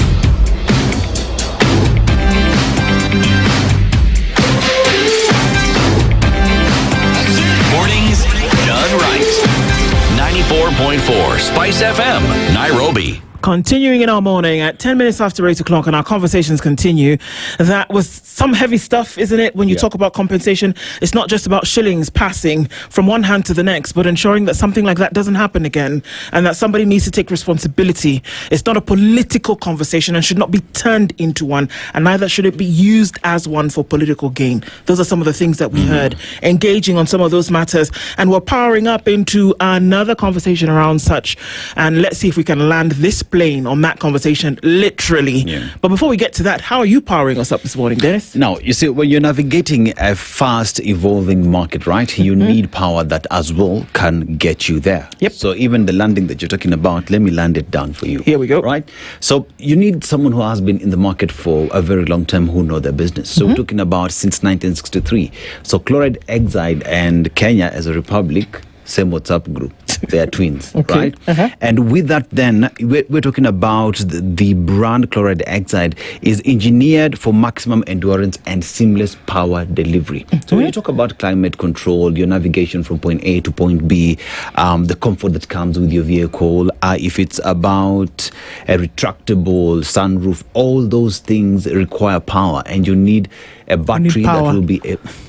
You need power that will be able to deliver that for you. So we're talking about a battery that as well comes with 18 months warranty. So for the next 18 months, that is 1.5 years, you are covered. If anything happens, they will replace it for you. They will be able to advise you on what works best for you. And remember, if you want this, it's like dial-a delivery. You just call them and someone will come and deliver and install it for you together with the 18 months warranty. That's how good does it get? Fantastic. It doesn't get any better than that. And that's the stuff that we're talking about. From the folks who've been doing it for years and actually making it better, that's some power you can definitely rely on. Okay, so we want to land a plane this hour, and hopefully we will. We're going to be talking into a deal for which we don't know things. The Law Society of Kenya has asked questions and is demanding for some documentation. Well, the president of the Law Society of Kenya is one Wakili Charles Kanjama, and he's here with us this morning. A very good morning to you, Wakili. Good morning. How are you doing? Quite well, and happy to be here. Thank you for being here. Karibu sana. I hope you're also well. Salam. We are well, yes. You just, every time you have to pause because you must check. But we are well. We're going to get into this conversation, a bit of a sticky one, because what really is going on, for which many of us really do not know. So let's find out a little bit about that and go beyond the layers. But before we do that, Dennis this week has traveled to Guinea-Bissau. Yes. And there's a proverb that you must interpret. Yes. Guinea-Bissau. One thing that stands out with Guinea-Bissau is they have hippos that swim in salt water. That stands out. It's also an archipelago. They have 80 islands that makes the country unique to what it is. But the proverb says, a monkey never sees its own backside. A monkey never sees its own backside. How would you interpret it? This is very similar to the Kiswahili proverb, Nyani haoni kundule, which means that, some of these monkeys, their backside is very funny, and they start laughing at the backside of the other monkey without realizing they have the same backside. So I think the meaning of the proverb is first look inwards before you accuse or attack others, or even you criticize others. First look inwards. And I think there's also a Christian saying, a biblical saying that first take out the log in your eye so that you can see clearly to take out the splinter in your neighbor's eye. In other words, self-criticism is very important. Let's ensure that the standards we demand of others are standards we are ready to uphold ourselves. Well said, well interpreted, Asante sana. Indeed. Yeah. Well, let's start with the LSK's concern around this particular matter before we get into the details of what we do know. Now, there is a 375 billion shilling JKIA contract deal for which has been given to a company which leads a consortium of companies. That's the best way that I can put it as to how I have understood it. That it is one company that has been given that, but it belongs to a larger body of companies. Now, LSK wants to understand the details of this, whether it went through a tendering process, if it didn't go through a tendering process, as is required by law for public or state-owned assets and or companies. And the details of this 375 billion shillings and how it arrived at that. So far, so good? I can give some information. Please. First of all, we know that the previous attempt to modernize the airport was the Adani saga, where some parties went to court, led by Tony Gashoka. The Law Society of Kenya was also one of the parties that participated in the court case. And Justice Mwamuye gave some court orders stopping a further concession agreement before information was made available about the Adani deal. Yes. So the government then chose to withdraw the Adani deal under public pressure without disclosing quite a bit of the details that were being sought. That court case is still pending, and the orders that were issued stopping the Adani project or any other concession agreement are still in place. So after that, in March this year, the relevant ministry floated a tender, a request for proposals, and more than 60 or about 60 individuals representing different organizations participated in the session that was done by the ministry together with the Kenya Airports Authority to clarify on issues of the tender. So what we have heard from our inquiries is that only two companies then put in a bid. This was meant to be an open tender. Now for design construction, it was a design and build tender with some of the financing coming immediately from the Kenya government through the infrastructure bond, some of it coming later on. And the reason why there was only two Kenyan companies, or two companies rather, that put in a tender, despite so many expressing interest, is some of the requirements in the request for proposals were quite onerous. The most significant, which was restrictive, was a requirement saying that for you to qualify to put in a bond, you must have had $100 billion 100 billion shillings or $1 billion project that you've done in Kenya. So you see, you have several companies that are very good in building airports across the world, but they've not built an airport in Kenya or in East Africa because there's not been an airport of that level being built. So, of course, they were not able to qualify, and the only companies that qualified are the ones that have done significant infrastructure projects in Kenya, which are the two Chinese companies, and one of them then was given the tender. So we are saying that there is the appearance of following the procedure, but as the Law Society of Kenya, we are asking for several things. We want to understand several things. First of all, the process that has been undertaken, is it one that is covered by the court order in the Adani case? Of course, the Adani case was talking about concession agreement. This one is titled differently, but we want to understand that.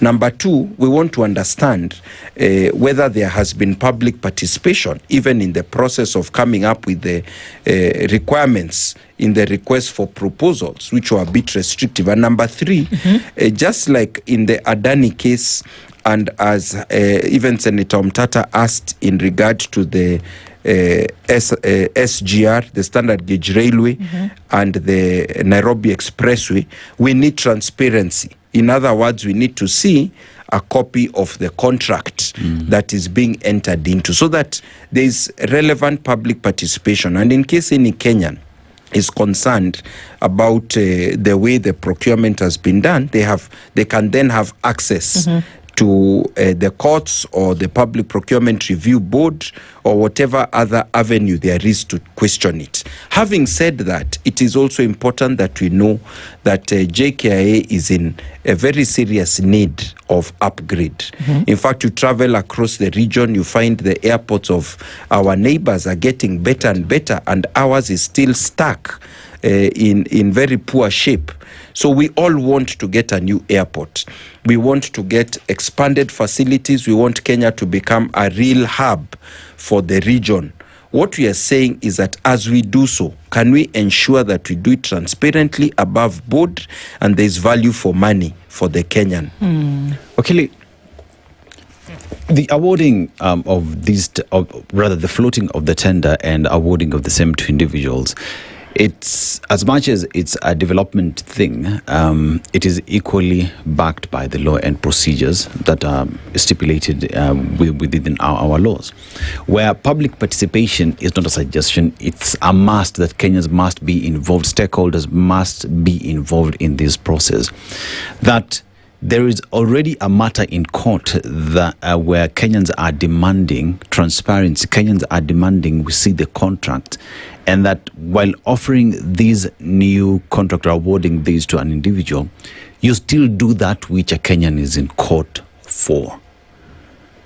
Why? I mean, from where you sit, is it by design that the requirements of the law are things that seemingly is not important for the government follow? We've had a dialogue with the government and including the judiciary through various court cases on the importance of public participation. And in the past, the judiciary has struck down several actions of the executive and even of parliament on the basis of lack of public participation. And they have established several principles. Of course, as lawyers, we are a bit disappointed about 2 or 3 more recent decisions of the judiciary that seem to have lowered the standard again of public participation, which is a constitutional value. It's found in Article 10 of the Constitution and several other places. And of course, the media is a very important stakeholder in this issue, because when the information is availed, then you publish as the media, and Kenyans can see and interact with it. So when even the media is questioning, they are not aware of some of the details, you're just given half information, then Kenyans also are less informed. There is a problem. And our constitution is very clear in Article 31 and 35. Article 35 is the one that talks about access to information. And the government used to rely on Article 31, right to privacy. And the courts have said that right to privacy cannot be used to hide information that is necessary for Kenyans to exercise their fundamental rights and freedoms, and also for them to engage in good governance. So there's always a tendency of the executive to be a bit secretive, because this old idea of official secrets, official records is very strong even within them. And unfortunately, it is in secrecy that corruption, misconduct tends to thrive. And are we seeing that that could be a possibility here? And is that why there is a demand to say, make the documentation available so that we can actually see the process that this went through to arrive where we are? You remember many years back when Safaricom was floated and privatized, and it was acquired by Vodafone. We remember we were told that now Safaricom has been privatized, it's going to work well, and indeed it worked well. And it took a few months, and then we heard there was a local company called Mobitelea, which had taken 10% of the shareholding. They had entered into a deal with the foreign company that had come in, and they had taken 10%. And we were wondering, who are the owners of this company? And we were being told that the owners of this company might be related to Moi and Biwott Telecom East Africa. So that was a way in which it seemed that a percentage of a public project was being acquired by public officials contrary to our laws on anti-corruption and so on. So it's what is called influence peddling.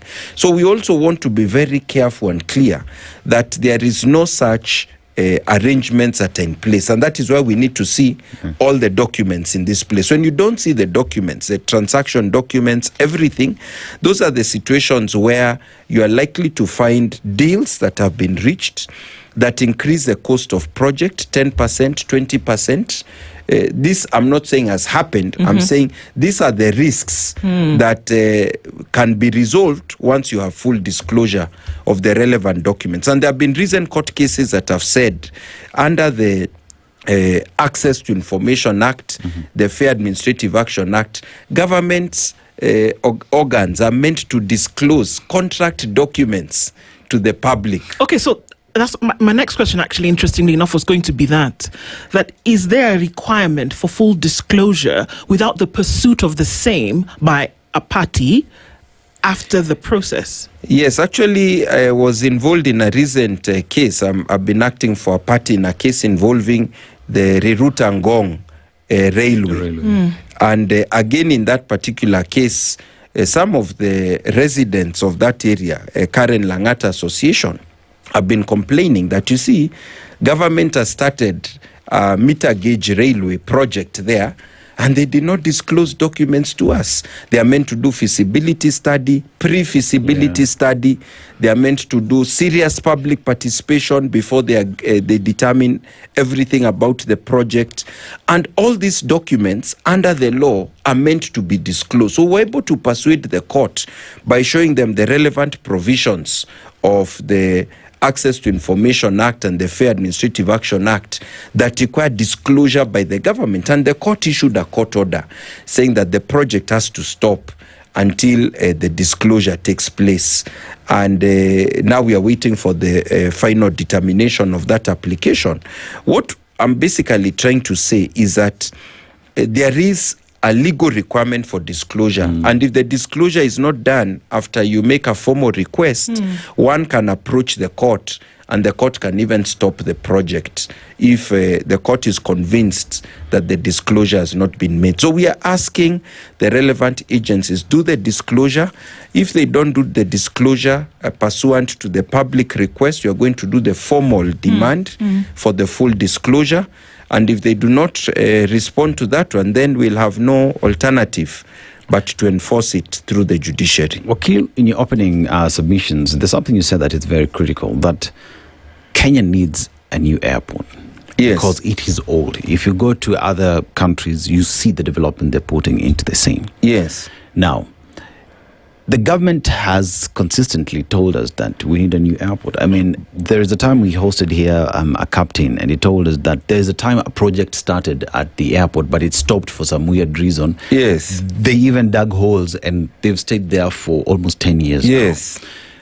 As the government continues with the cat and mouse, hide and seek games of not disclosing these papers, we are delaying the process that we urgently need. We are delaying the process of having the airport. So it is counterproductive for the government to tell us then that we need an airport, but for you to have an airport, the law must be followed. Would one be correct in saying that we are delaying in having that airport construction kick off because you refuse to play by the rules? Yes, in fact, it's quite unfortunate. Our airport is fairly dilapidated. It is below the standard it should have. You visit the airports just of our region, neighboring countries, and you come back to Kenya and you feel a bit discouraged, if not depressed, at the state of our airport. So it has been a need for the last 10 years. Previous attempts have failed because they have not been done in accordance with the law in terms of the procedure and sometimes substantive aspects of the process. And even for this one, we'll have to scrutinize. Yes, we need an airport, but that doesn't mean we ignore certain clear requirements of the law. And we are not making a conclusion that they have been ignored.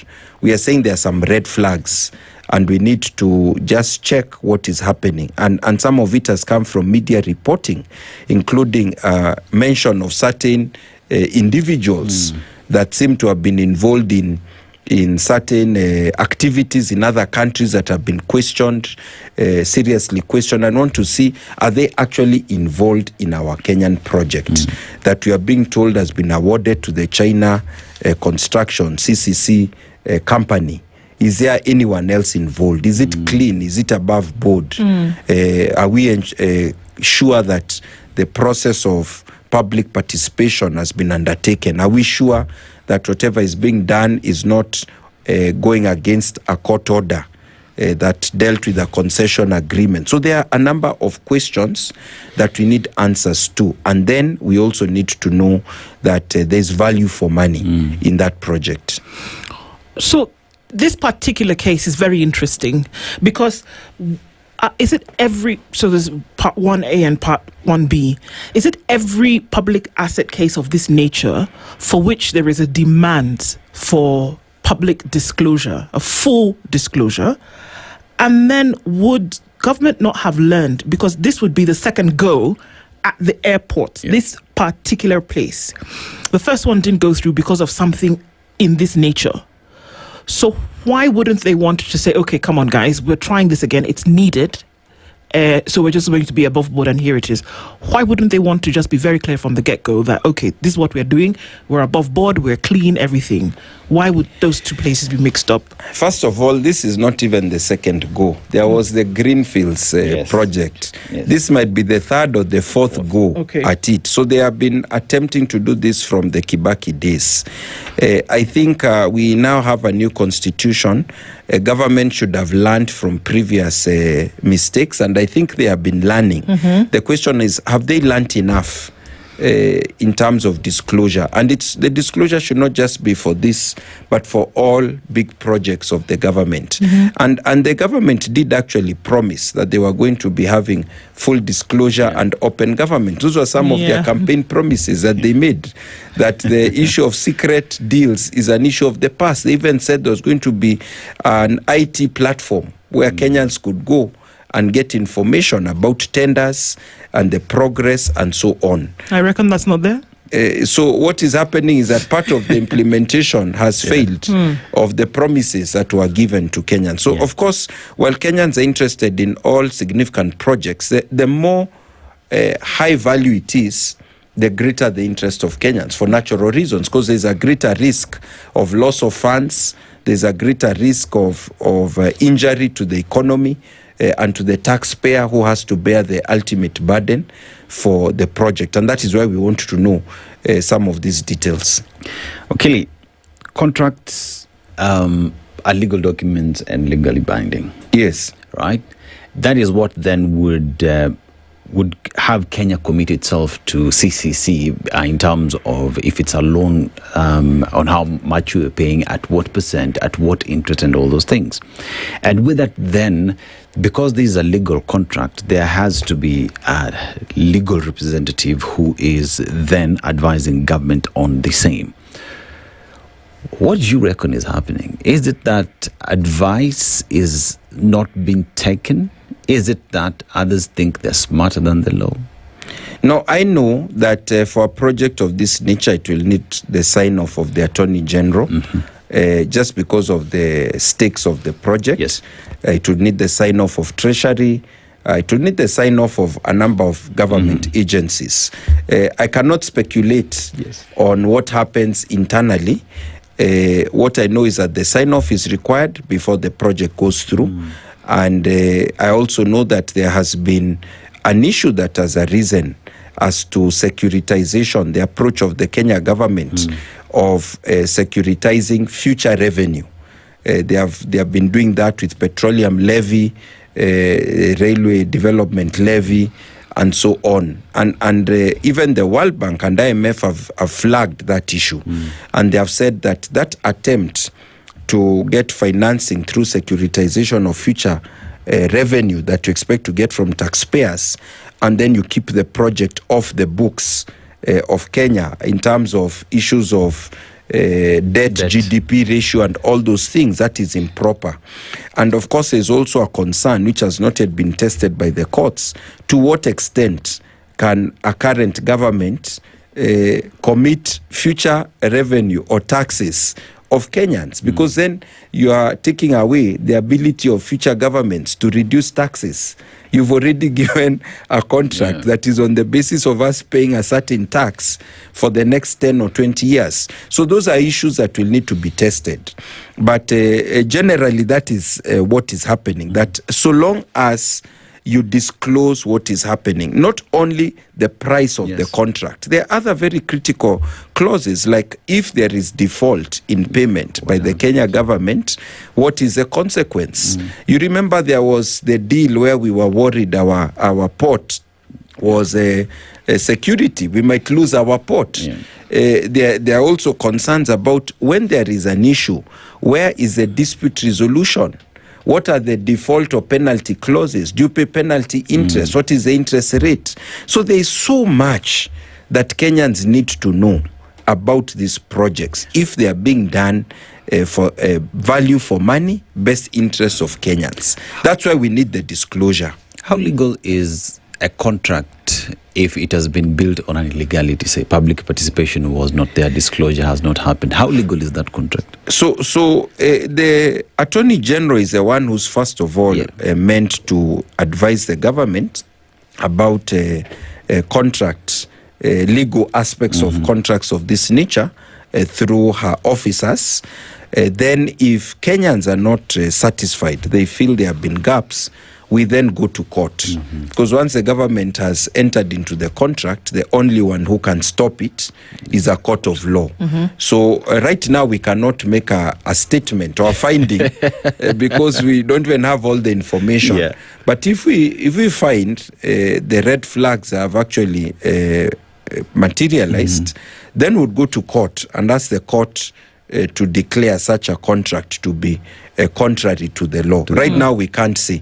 But if the court finds there was no significant public participation, if the court finds that the tendering process was inadequate because there are only 2 tenderers, or terms of the request for proposals were unreasonable, or anything else that the court finds is inappropriate, the court can actually cancel a contract or can order the contract to be renegotiated. The judiciary has tremendous power because they are the ones who apply and enforce the constitution and the law.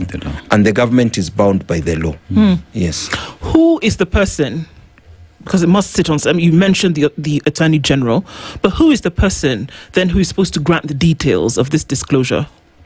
It is a respective agency. Who are those? In this particular case, it would be the people entered into the contract. The ministry, I believe, it would be the Ministry of Transport, Kenya Aviation Authority, and the person who was entering into the contract, the ones who did the request for proposals. That government agency would be the one to disclose. Okay. So we've done little bits here and there, but why would they not want to disclose? Why would you have to ask once, twice? Why would any of these interested parties not want to disclose what should be very public information? Okay, so what I have seen from the past, because I can just say from my experience with the past, one, they fear that public disclosure of contracts of this kind will discourage some third parties to enter into contracts that are useful for the Kenya government. So they always use this argument that, if we disclose the contract, it will have an effect on the way the contract is managed, or we put in place a clause of non-disclosure. And of course, that clause might be contrary to our law, but they put it in place. So they start saying that disclosure is going to breach the contract. But in the process of negotiating the contract, they knew our law. So sometimes they use those kind of arguments. Secondly, I think there's just that inertia and instinct in certain sections of government to have privacy or secrets, or not to disclose too much, because they feel that Kenyans are not able to effectively digest information. They don't trust Kenyans, and the Constitution trusts us to be able to understand the information. So those are the basic reasons that they give, but there's also the fact that sometimes the deal that has been entered into is contrary to the interests of Kenyans. And disclosure will bring out some of those particulars. That sometimes is also a reason why there is a resistance to full disclosure. We can almost hear it coming off the car vehicles, car tops now, that there is a very public disengagement from the government wanting to develop. Do you understand what I'm saying? That we know already what will come out, that it doesn't really matter what factions. When you ask for such a thing, it will be seen as a stumbling block in the road of development.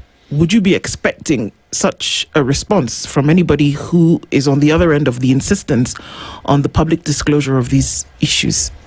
That is a response that we've received, even when even when you are in court cases pursuing disclosure on some of these projects. That is the kind of response we receive. That this project is in the public interest. These are just a few people who are expressing concern about it. Other countries have developed. So it's like it's used as a canard or as something to reduce the disclosure that on this side we are showing you a very gleaming new airport, a gleaming new project, and the vision is wow, fantastic. It's almost as if Kenyans are being told, please allow some violations of the law. If there is a bit of corruption, 5-10%, 15%, it's okay. At the end of the day, you are getting a really good project. And I think Kenyans have a right to say, yes, we have a right to development, but you also have a right to information, to integrity in management of our projects, and to value for money in the projects. The two things can be concurrent. They can happen at the same time. It shouldn't be an either or. You see, we need an airport, we agree. In terms of comparing it, one would say we've lagged behind, we've slept on the job for a very long time, but that has to happen in accordance to the law. And with that then, this being a legal contract and the government having its own advisors and the law is being put on the side, there seemingly is deliberate abrogation of the law with hidden reasons as to why that is happening. Yet Kenyans are expected to pay for projects that they are not aware what is in it. Would you reckon it's by design, it's deliberate, that Kenyans are just not being given this information? I think I have said there is an instinct in certain quarters in government against disclosure. And it has been a fight that has taken place for more than 10 years. If you invite Senator Mtata here one of these days to tell you about his court fight to get disclosure of the SGR contract documents, and how eventually after he got some orders for disclosure, they disclosed only part of the documents. They never disclosed in full. And how the case went all the way to the Supreme Court. So there is a really strong instinct against disclosure, and I think we have not fully implemented the requirements of the Constitution of Kenya, even though it is 16 years later.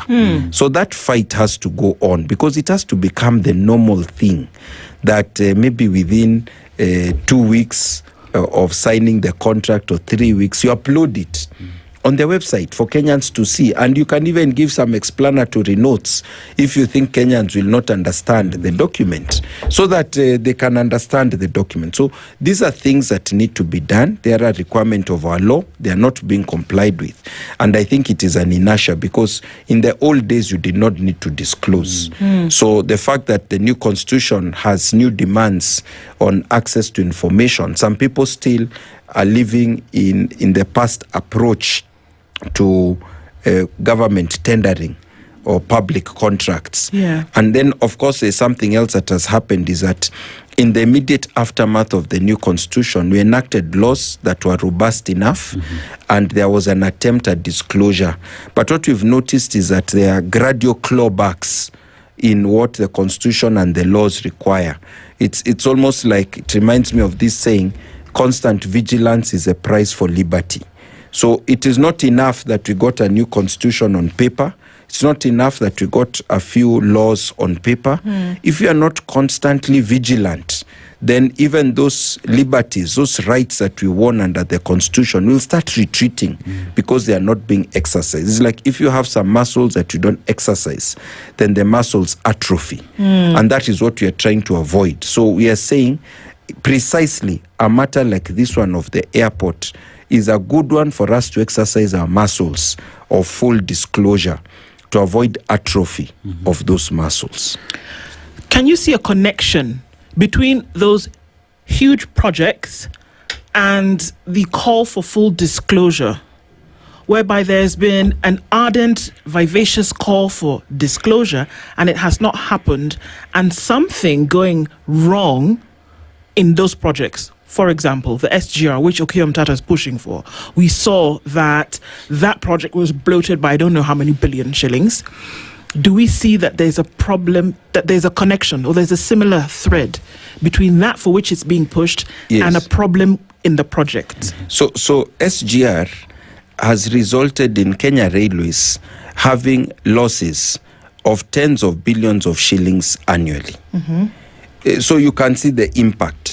The Kenyans may enjoy traveling on the SGR passenger but it is making losses. So you can see the impact down the line.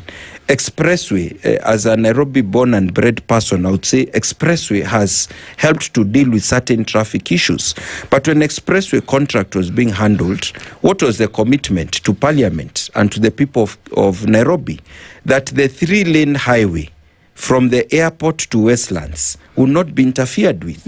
When we travel on that Lua Road, we find there are sections it has been squeezed into 2 lanes. Yes. So you can see there were problems in the implementation.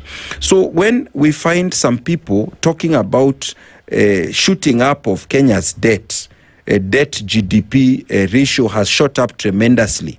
The burden to the taxpayer of having to service all these debts, of course, is a connection. The bigger the project, the bigger the impact on the public debt of the country. So we want to ensure that for future generations, even for ourselves, we take care of our resources effectively. And that is why there is, as you have indicated, a connection between sometimes the rushed implementation of some of these big projects and future problems that we have to live with down the road. Is it possible that a project of this nature has already begun, even while the LSK is asking for full disclosure, when Kenyans are saying, hang on, what's going on? Has paperwork been signed? We saw that there was some paperwork that was signed with Adani, even Greenstead, before that. Yeah, the Greenfields project. That was done. There was paperwork already signed. Somebody's signature was already somewhere. So it's very clear that somebody's already taken responsibility. And that's what you do when you put your signature down. Is it possible that this has already gone on and folks are just carrying on with their duty and you can, do what you need to do over there, but we have to get this thing done? Yeah, so fortunately, when contracts are signed, that is when now you have a document to be disclosed to the public. You understand? Yeah. And that is when now you can go to court to challenge that document. So there's no problem if they sign the contract after the period of award, because when you award a tender, there's normally a period of about 14 to 21 days when you check whether any of the tenderers has gone to the public procurement review board. If they haven't, and you do the final negotiation, you sign the contract. So they maybe have signed the contract in accordance with the procedure. That one I can't tell. You'll have to invite them here to your studio to tell you how far the project has gone. For us, you're saying disclose how far you're gone with this project, and the moment the contract is signed, disclose it to us so that we can also review it. And is there an or else? I'm sorry, Dennis. Is there an or else? Do this or else? Yeah. I think, as I said before, Kenyans have gone to court and have been able to pause many projects. Even recently, the Ebola containment facility that was being put up in Lodwar, the contract had been signed. But we got a court order. The Law Society of Kenya and Katiba Institute went to court. We got a court order on that issue. The Riruta Ngong meter gauge railway, there is currently a court order on that issue. So projects can be signed, they can even try to start them, but the court always has the power to stop it. The earlier you stop it, the better, because then there's less expenditure of public funds. And we hope that the Attorney General is able to ensure that the contract clauses include force majeure. It's called force majeure. So that if a Kenyan court stops the project, then we don't expose the government to too much financial penalty in such a project. But even if there was going to be a penalty, there's something called the sunk cost fallacy, and I've talked about it before. The fact that you, for example, sunk a bit of money into a project doesn't mean you continue with it if it is not going to be for the best interest of Kenyans. So you still make a new analysis at whatever stage you are at. Is it okay for us to continue with this project? It's like you can dig a well or a borehole, you drill, you reach the depth required, there's no water. You drill again, there's no water. It doesn't mean you have to keep drilling until the center of the earth. Sometimes you abandon one project and you go to the next one. The moment it becomes too costly or you realize it is not contrary to the law. So the ability to reverse what has been done is there under the Constitution. But Kenyans should therefore not be seen as people who are opposing projects, that when Kenyans demand for disclosure of these contracts, that when Kenyans demand for public participation, for them to know exactly what it is they will be paying for, because it is them who will be paying for that, they should not be seen as individuals who are opposing development as many would want to look at it, because it is through non-disclosure that Kenyans have lost trust in any other project that is happening, because they're asking, case in point SGR, bloated expenses that Kenyans are paying for today. So the government should not look at Kenyans as them opposing, but that they should just play by the rules and things will just sail through. The truth is, and this I'll speak very delicately, yes, that many of our neighboring countries that are doing a lot of development, they don't have the levels of disclosure that we have in Kenya. Yes. In some of them, the development is almost dictatorial. The leader just decides on his own. The project comes up, and they are doing sometimes amazing things. Like if you go to Ethiopia and you see what is happening, the transformation of Addis Ababa and other cities, it's amazing. If you go to Rwanda, you see the transformation that is taking place is amazing. In the time of Magufuli, you go to Tanzania and you see how he was just by forcing development. It was amazing. So sometimes you can use that system. Even when we admire a country like Singapore, when Lee Kuan Yew was pushing the development, he was not doing development with a lot of democracy. Democracy was much less, and development much more. Of course, there was an element of democracy.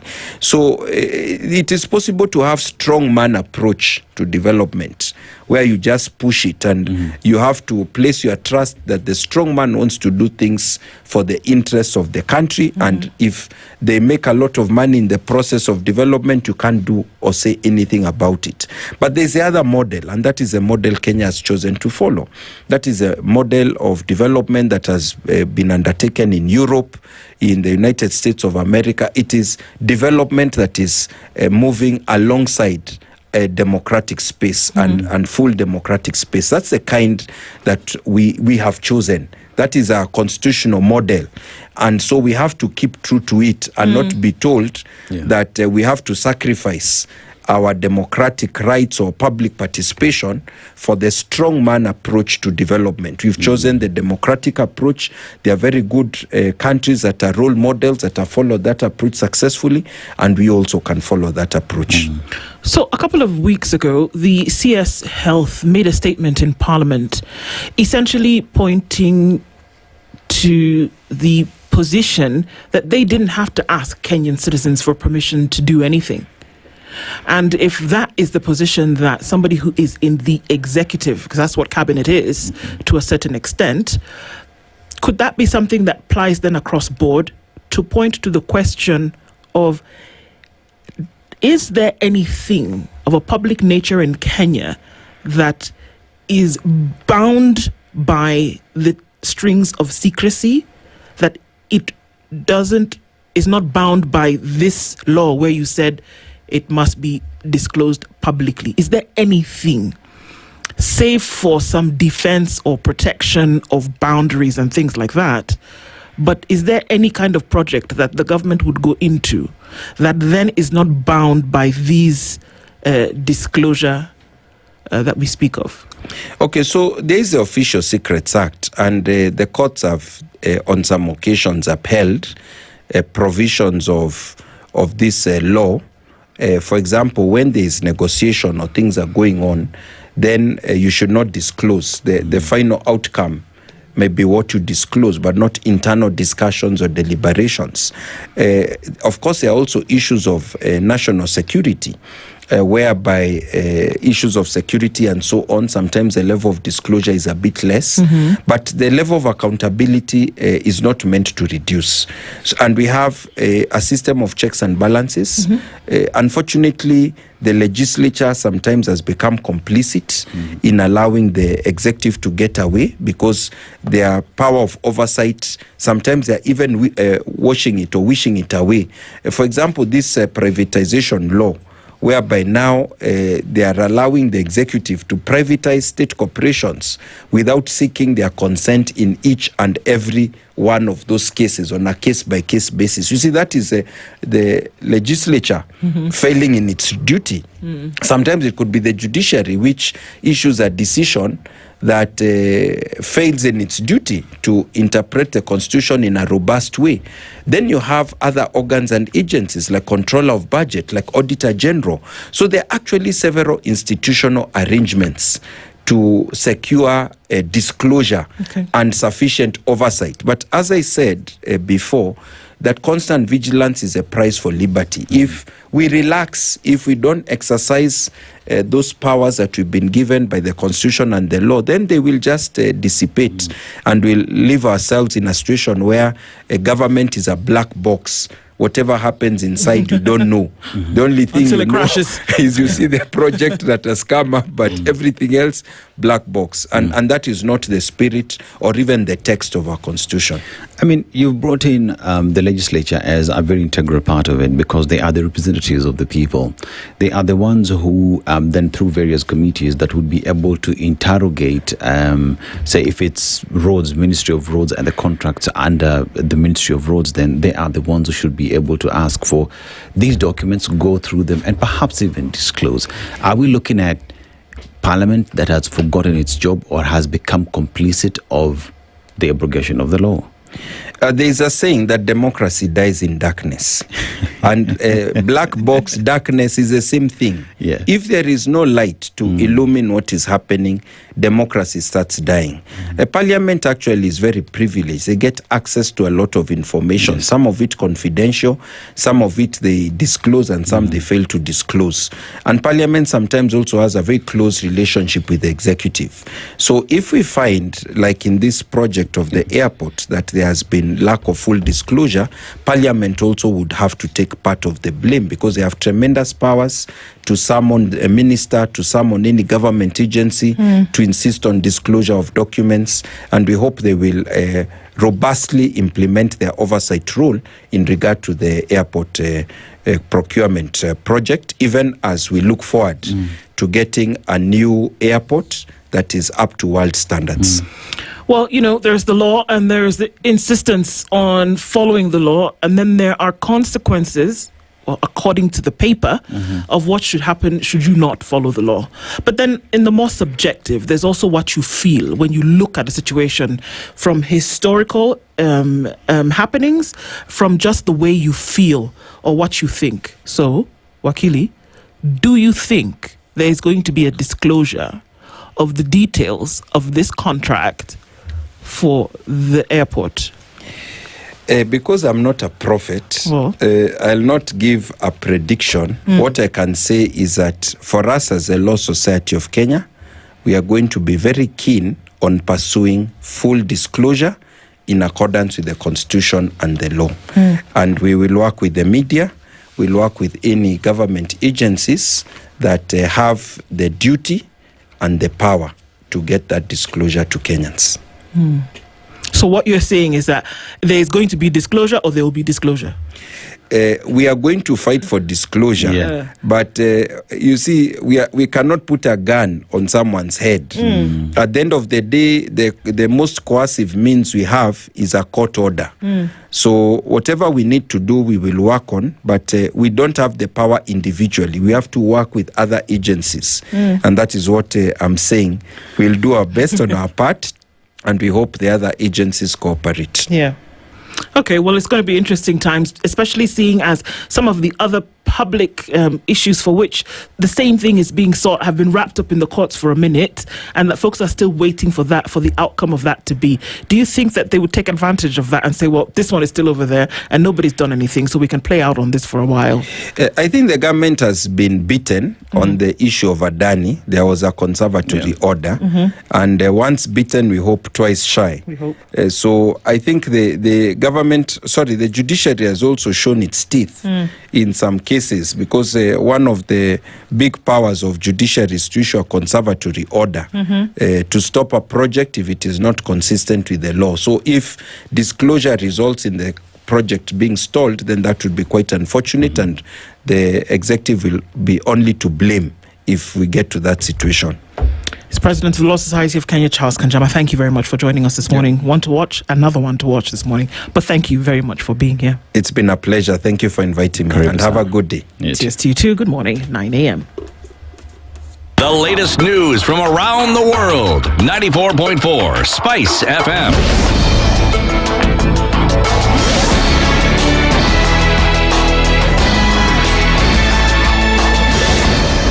Good morning. This is the News Wire. I'm Leah Ubaga. Doctors at Kenyatta National Hospital have completed a 7-hour operation to remove a 4-kilogram liver tumor, marking a major milestone in specialized surgery at the country's largest referral hospital. The procedure, known as a right hepatectomy, was conducted during the HPB surgical camp held at KNH. It was carried out by a multidisciplinary team of HPB specialists from KNH, the University of Nairobi, and other institutions, supported by anesthetists, theatre nurses, and technical staff. According to the hospital, the successful removal of the tumor was the most outstanding procedure of the 3-day camp, which also featured 13 other highly specialized operations involving the liver, pancreas, and biliary system. President William Ruto has called for the inclusion of African continents in efforts to reform financial and administrative institutions. Attending the 52nd G7 summit in France, President Ruto has criticized the exclusion of African countries from some of the world's most powerful economic powers. He has also stressed the importance of reforms in the global financial system, calling for African countries to be enabled to access large and easier loans from the world. Africa continues to borrow from the international community at significantly high interest rates, even higher than comparable economies everywhere in the world. There are African multilateral financial institutions that we are building that now can act as guarantors for us to access those resources.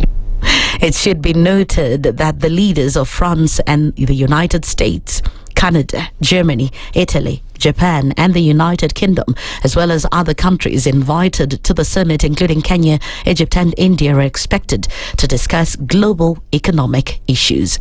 ODM will on Saturday launch a series of nationwide activation tours with a major political rally in Kwale County. This is as the party seeks to consolidate its support base ahead of next year's polls. The tour, approved during a central committee meeting chaired by ODM party leader Oburu Oginga, will begin with a youth and women empowerment forum before leaders address a public rally later in the day. This is the second rally organized by the Oburu wing following the May 31st rally in Kisumu. The party is expected to tour several regions across the country, including the coast, Rift Valley, northern Kenya, and parts of the pastoralist belt. That's the News Wire. I'm Leah Ubaga.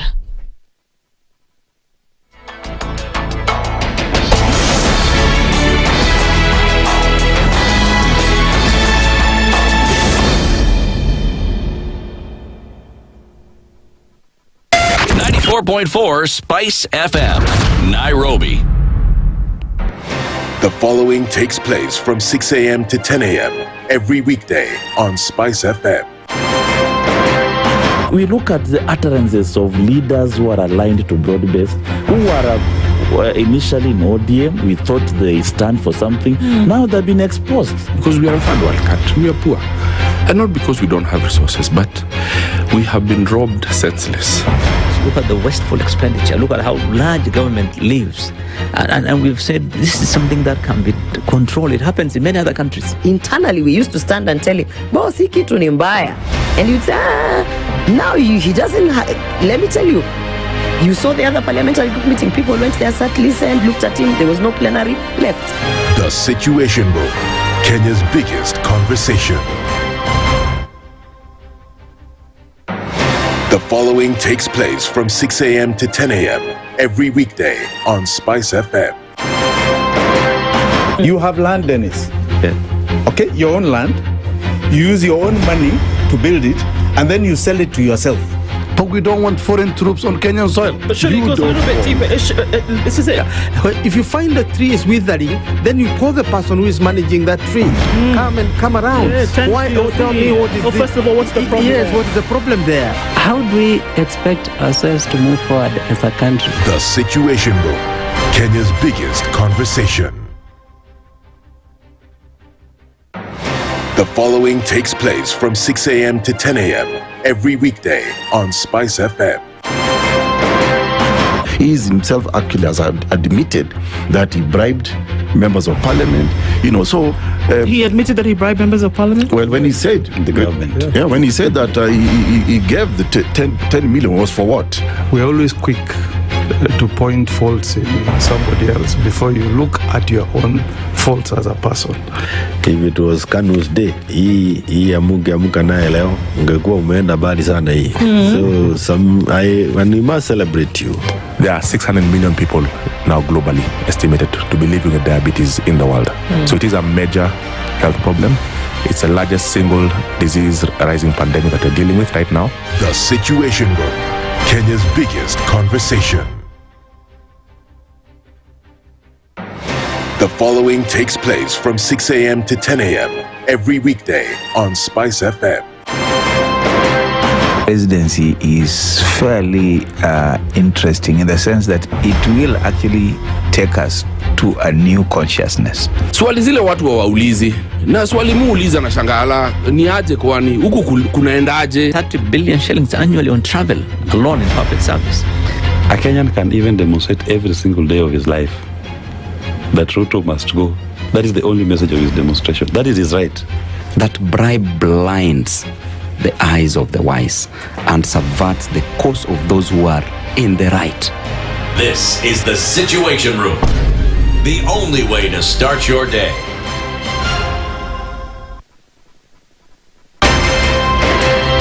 If we just gloss over issues and hope that time heals, then we might find that in generations to come, we might be back at the same situation. And the whole thing is born of stolen elections. Spice. When it comes to the decisions you make, you must be independent.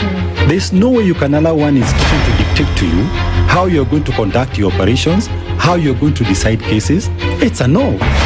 When you weaken the institution to the point where they cannot take action, then you realize that politicians have to come up and now start dealing with the issues. That conversation has to die. Our politicians do not like the hard stuff. We must insist on the path of doing things right, whether popular or unpopular. Money changes hands. That is a fact. If you have political goodwill at the highest top, like in Rwanda, then corruption will be an issue of the past. If you don't have political goodwill at the top, we will pass laws, we will amend laws, we will continue passing laws and re-amending laws, and nothing will happen. This is the Situation Room, the only way to start your day. The following takes place from 6 a.m. to 10 a.m. every weekday on SpiceFM. Every time he kept on saying he wants a vibrant opposition. How does it make sense that public money has been used already and then they dare to sell it back to you? Why are they not giving them for free? That's how broken we are. That's how broken we are. They are being sent home now for fees. They're going to fail to prepare. We are compromising the futures of these children. This is the Situation Room, the only way to start your day. The following takes place from 6 a.m. to 10 a.m. every weekday on SpiceFM. I am also a publicly elected official. Okay. My salary is paid by your taxes. Yes. So if you need me to answer questions, we will not run away from you. Asante We will sana. always be here. The government itself is engaging in corrupt practices. That the government itself deliberately schemes to influence through bribery members of parliament. You pay for a passport online. Alafu you're told there are no booklets.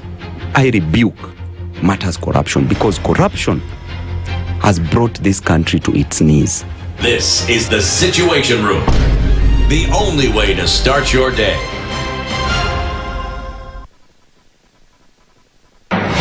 The following takes place from 6 a.m. to 10 a.m. every weekday on Spice FM. Every time he kept on saying he wants a vibrant opposition. How does it make sense that public money has been used already and then they dare to sell it back to you? Why they're not giving them for free? That's how broken we are.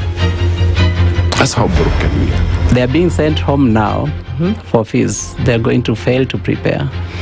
We are compromising the futures of these children. This is the Situation Room, the only way to start your day.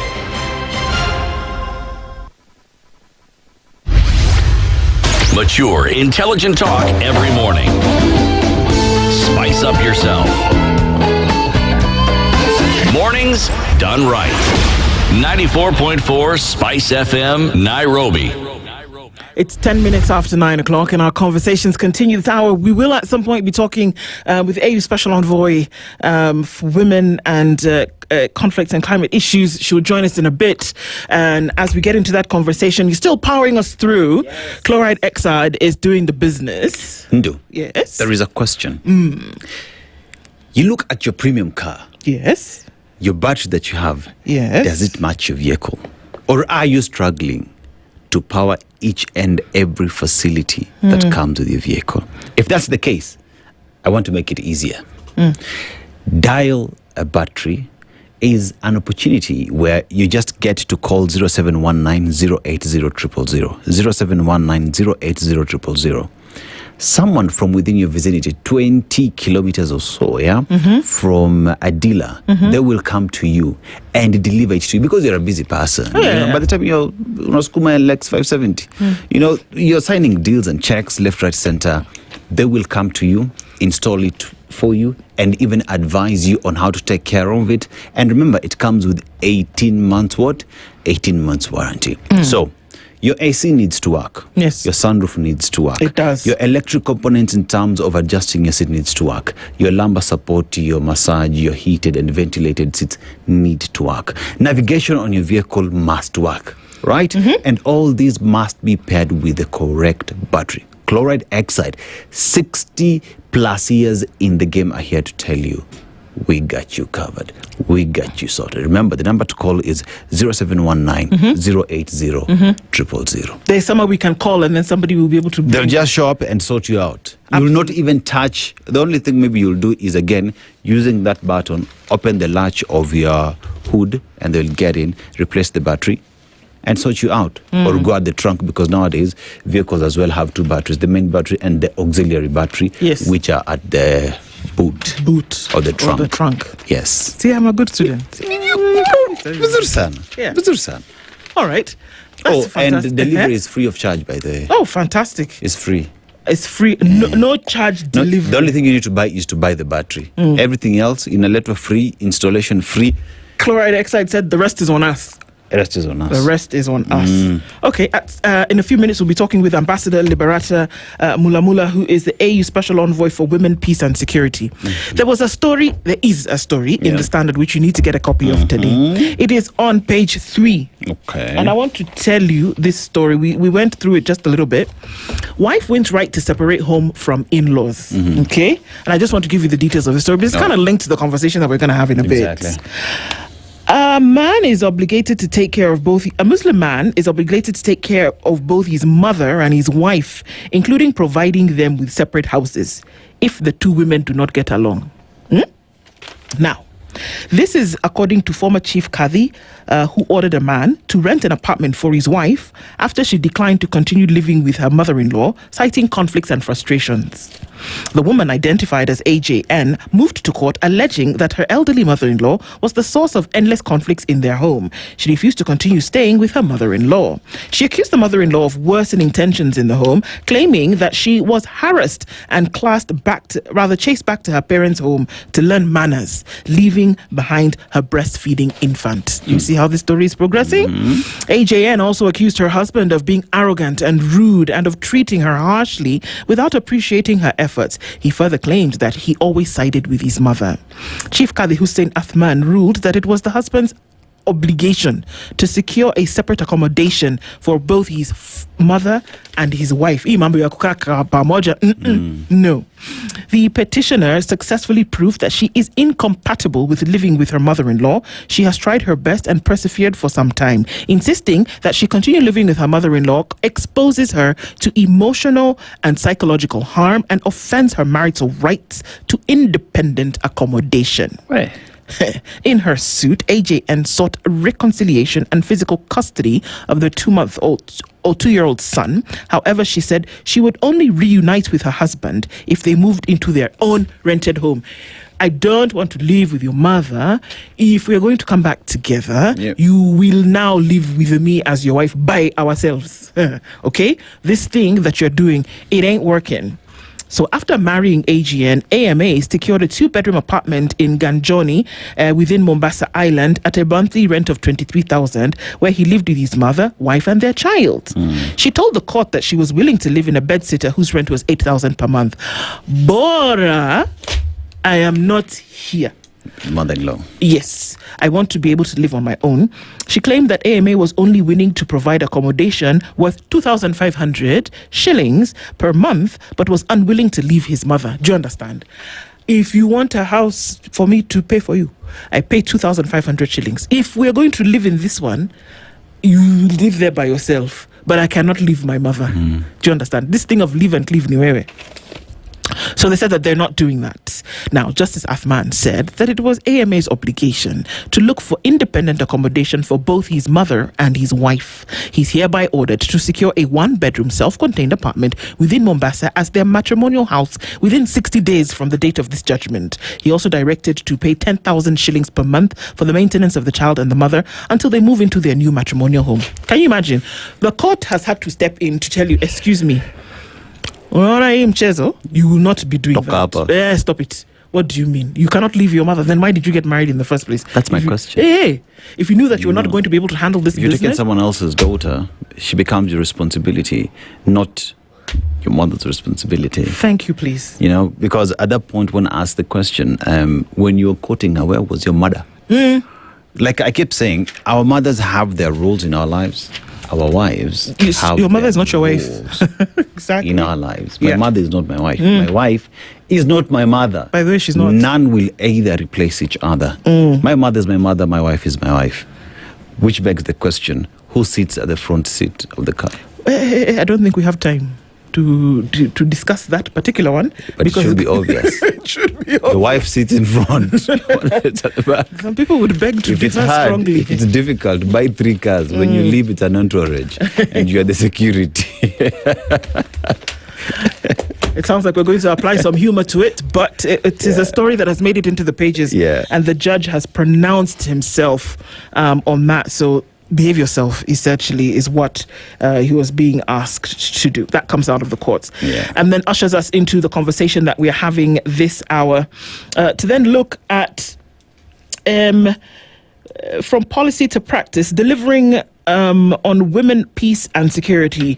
Ambassador Liberata Mula is an AU Special Envoy for Women, Peace and Security, and she joins us in the hot seat of the Situation Room this morning. Good morning, Ambassador. Good morning. How are you? Very well, thank you. How are you doing? Very well. Thank you for having me. This is the first time I'm in this studio. Yes. I always follow you. Really? Yes. So I feel really honored and privileged to come to your studio. Well, thank you for coming. We appreciate your presence here this morning. Thank you. For us to discuss some of these pertinent issues. You're the AU envoy, so you know a little bit about the African continent, or maybe a lot.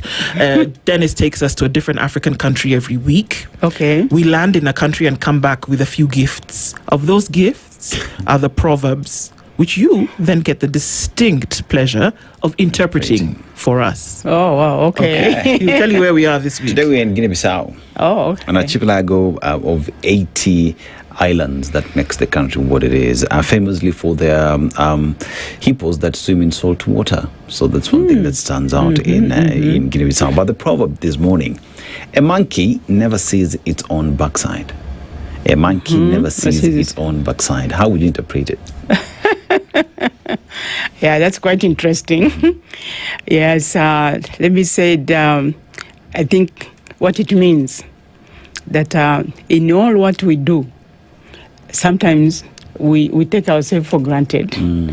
There are things we overlook, and because, again, of course, as it is as nature, we never see sometimes our behind our works. So this is, I think, also a very important proverb that reminds us, as human beings, we have maybe what it takes, but there are also some things that we overlook. So this is how I see this proverb. Well interpreted, well said. Asante sana. Asante. For sure. And even as we look at peace and the role of women, but if we look at the conflict areas where then it has been required that we have conversations around how that space has changed over the last couple of years or even over the last few decades, that the AU sees it fit, or anybody in the world sees it fit to have conversations around the role of women in this particular area. Now, when we talk about from policy to practice, delivering on women, peace and security, what exactly are we saying? When we're talking about peace, women, peace and security, what are we talking about here? Because they seem like they could be operating on their own, but they could also come together as those three matters. No, let me start by saying that from the African Union perspective, the issue of peace and security is at the center of what the African Union does or represents, knowing what is happening, has been happening around the continent. But let me also say, when the African Union adopted what they call a comprehensive peace and security architecture to be able to tackle the security and peace challenges in the continent, then it was realized that there was a missing link. There's some group of people who are missing in the implementation of that peace and security architecture. And these were the women, the youth, because the communities.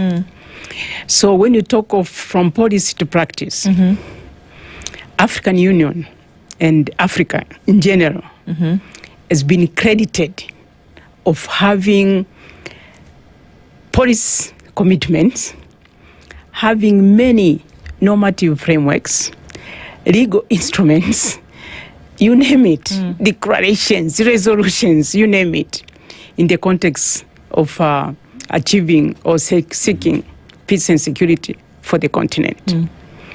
So what we are seeing, that while there's many of these policy commitments, frameworks, but when it comes to implementation, this is where we see the gap.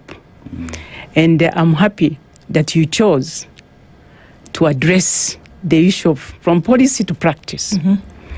And specifically my office is mandated to follow up on turning the commitments to action, following closely the implementation of the commitments made at the, of course, continental level, but at the national level. Because decisions are made at the continental level or regional level, but implementation is at the national level. So this is why we really, through our advocacy, to ensure that all that has been committed to is implemented. And this is, again, I said, the relevance of today's topic. Because in practice, there's a gap. Because when you look at the AU's Agenda 2063, gender equality becomes then one very important subject in there. And among that is ending violence against women, promoting equality in terms of accessibility to work and equal pay as well. But when it comes to implementation now, leave alone from the continental to individual countries, then there are gaps that exist. Are we looking at heads of states perhaps coming in with a unified way of how that would be addressed in specific countries, or is that then a preserve of every individual country to push the agenda?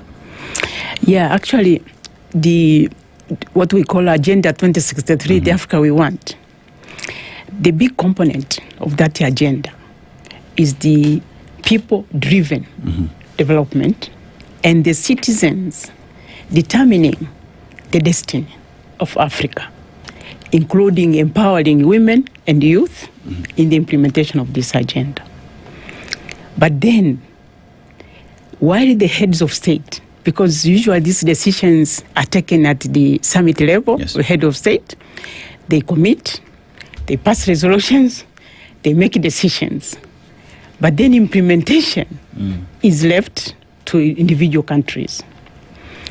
The role of the African Union, after these commitments are made, is to follow up the implementation, but also support the member states in terms of strengthening their capacities, their mechanisms, but also we try to bring standardization. Because again, the responsibility lies on the national government authorities. But then we put in place what we call Continental Results Framework as a tool to monitor and evaluate implementation of these commitments, especially in the context of women, peace and security. We have this framework. It has performance indicators. It has the sections on the gaps, challenges, but then also what has worked, what has not worked. So this, they have, all member states have the obligation to report on an annual basis through this continental framework tool on what they have done. But then we also have scorecards that evaluates how much has been implemented, what needs to be done, but where are the gaps. And this is where also the African Union comes in, to bridge the gaps between the commitments and implementation that have been made. And the good thing is that, especially, I mean, again, in the context of women, peace and security, member states, they come up with the national action plans that are contextualized, are localized to take into account the existing conditions and environment. We don't have the national action plan that you cut and paste, but they are all tailored and designed according to the existing conditions. Because when I talk of, say, national action plans of Tanzania, it's not the same, although the general, I mean, standards are the same, but then how they have been structured depends on the country to country. I have questions about the National Action Plan, but before that, let's go to the scorecards. Because the scorecard essentially is what you hold up and you say, out of 10, you've got 8 or 9 or 3. What do those scorecards look like around the continent? And let's look at women, peace and security. Noting that one of the longest running conflicts on the globe is currently alive, just here in Sudan. Alive, active conflict. The longest running conflict on the globe is active in Sudan. Conflict issue. Peace, we have these spur-ups every now and then. I'm interested, women, what are we talking about? Women in government, equal access for women. Are we looking at equal pay? There are developed countries who are still arguing about equal pay for women, whereby some say that, you know, you get 60 cents on the dollar between men and women as compared to a man gets $1, a woman gets 60 cents. So those conversations are still very active. So I'm very curious as to what those scorecards say when you get the scorecard and you look at it and you say, oh my, exceeding, approaching expectations. What do the scorecards look like? Yeah, I must say, in fact, with time, and this is also the positive side, there have been progress in terms of the scorecards, because, you know, the scorecards have different colors. You have the yellow, you have the green, you have the yellow, you have the red. The red is like an alert that things are not well in terms of those indicators. So, but with time, because it's like also has created kind of a competition or peer review that everyone doesn't want to appear on the red card. So this has made also countries really improve in terms of delivery. We, of course, I must say equal pay is not part of our scorecard because what we are looking into is one, the women leadership in the peace processes. But two, we look into the mediation, how women are involved in mediation. But 3, we are looking into how these national action plans are financed, because this is very critical. You can have this plan on paper, they look well, but they are not financed, and therefore they are not very, implemented. But 4, we look into the inclusivity that these plans, they include, of course, women, the youth, the vulnerable, the grassroots organization, the civil society. So this is where we measure. But what you have raised is also important in terms of women empowerment. Women empowerment, it could be through, of course, being employed, but empowered to run their business. You know, women are also good as entrepreneurs. They are innovators. So the issue of equal pay, while maybe could still be a problem, but it's not as a problem as it were. Because we have seen most of the rules and regulations, of course, in the formal sector, they do not discriminate between payment. If you are, for example, you are here and this spice and sugar and everything is nice. So I don't know if you have different payment system between you and Dennis. At least those ones have been minimized. But then, and we find also the women also mostly in the informal sector. So it's even difficult also to track and see whether there is uniform kind of payment or benefits, compensations. But also, if these are also not addressed, there could also be source of conflicts in workplaces, in the communities, in the societies. So it cannot be ignored. But I must say, of course, in our indicators, this is not one of the things that comes at the top. All right. We are just looking at the environment, that there's conducive environment. We are looking in terms of the issues of the violence, sexual gender-based violence, if there's conflict-related violence, how is it tackled, how has it is increased, has it reduced, what kind of interventions are made. So these are the things that we look into. Yeah. When you look at the implementation mechanisms are the same, like you've said, the indicators have different colors. But then again, not all countries will advance at the same pace. Of course. So in the event that you find there are countries that are lagging behind, still on the red, how then does your office and AU come in to encourage the countries that are lagging behind? Because why I say that is, case in example, if a woman in Kenya is empowered to a point that they feel they can run the show pretty much. But because we're also pushing an Africa that is borderless and moves to a different country that has not caught up with the implementation of the matrix, they would get there and get confused. So how are we working to ensure that whilst the implementation pace would be different from country to country, that we're equally holding everybody so that we move together? Yes. Actually, as you're speaking, my team was on the ground in Malawi. And I must say also, the good thing, countries, of course, are not on the same pace, because others had the first National Action Plan, others are on the third generation, like Kenya has just adopted the third National Action Plans. So they are different. The others are even on the fifth generation of this National Action Plan. So they are not going, the same pace.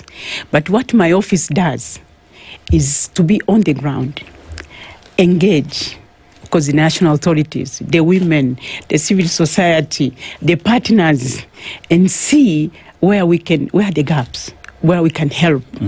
So what we have been doing, one is building the capacity of those actors in implementing this National Action Plan, so through training, but also getting resources. Because the big issue in terms of this, even the pace, is the availability of resources, because you have these plans that are not budgeted as such, but it's like intentions.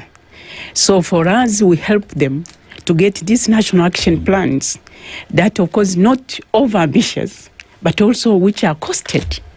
Because if you don't cost it, then it remains just on paper.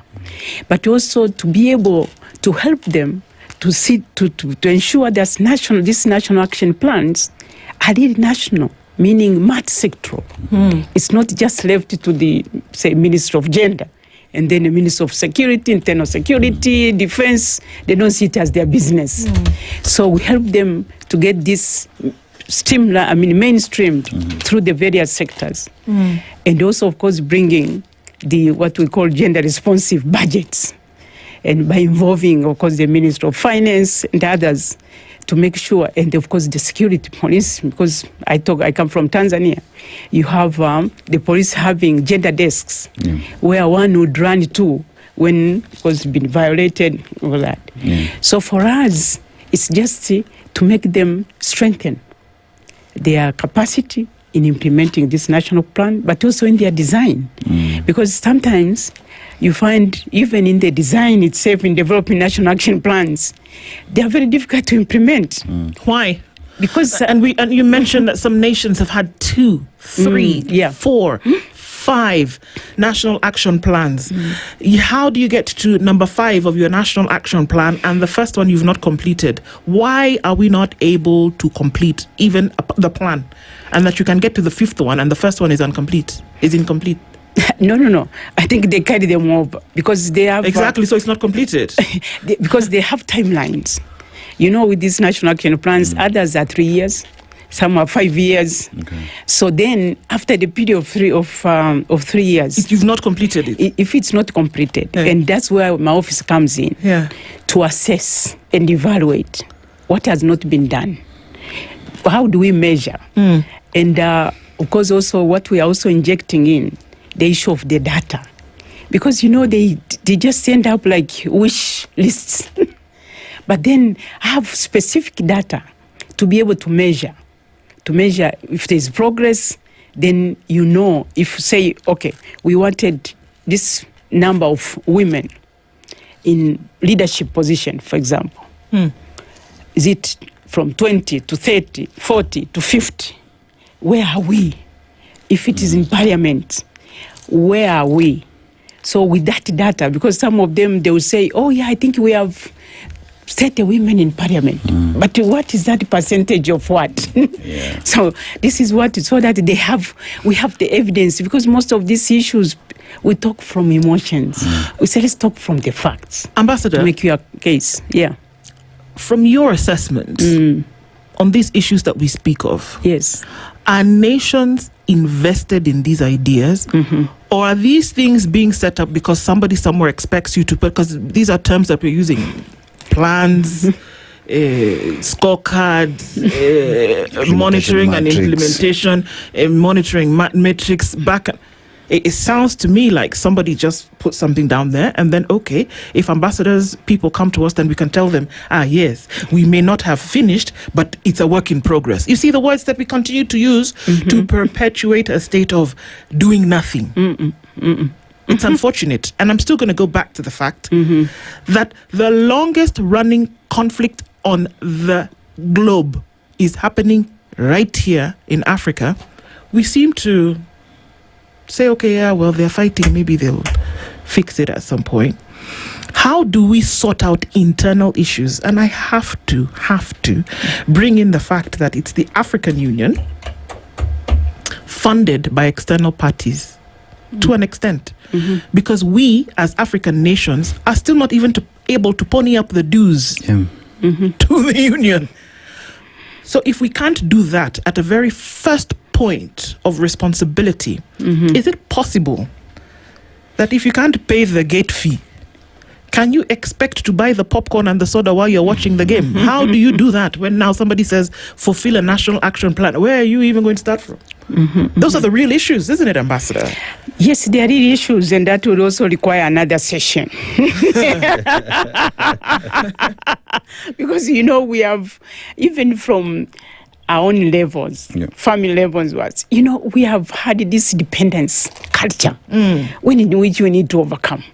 And this has also been, you can see it also at the continental level. Dependence. While we have enough resources to be able to fend on our own. But then it has been quite a challenge. As I said, we need a session on that. But let me also say that, and maybe also correct you, Sudan, of course, is a very serious, it's a very dire situation, but it's not the long existing conflicts in Africa. We still have DRC. Don't forget.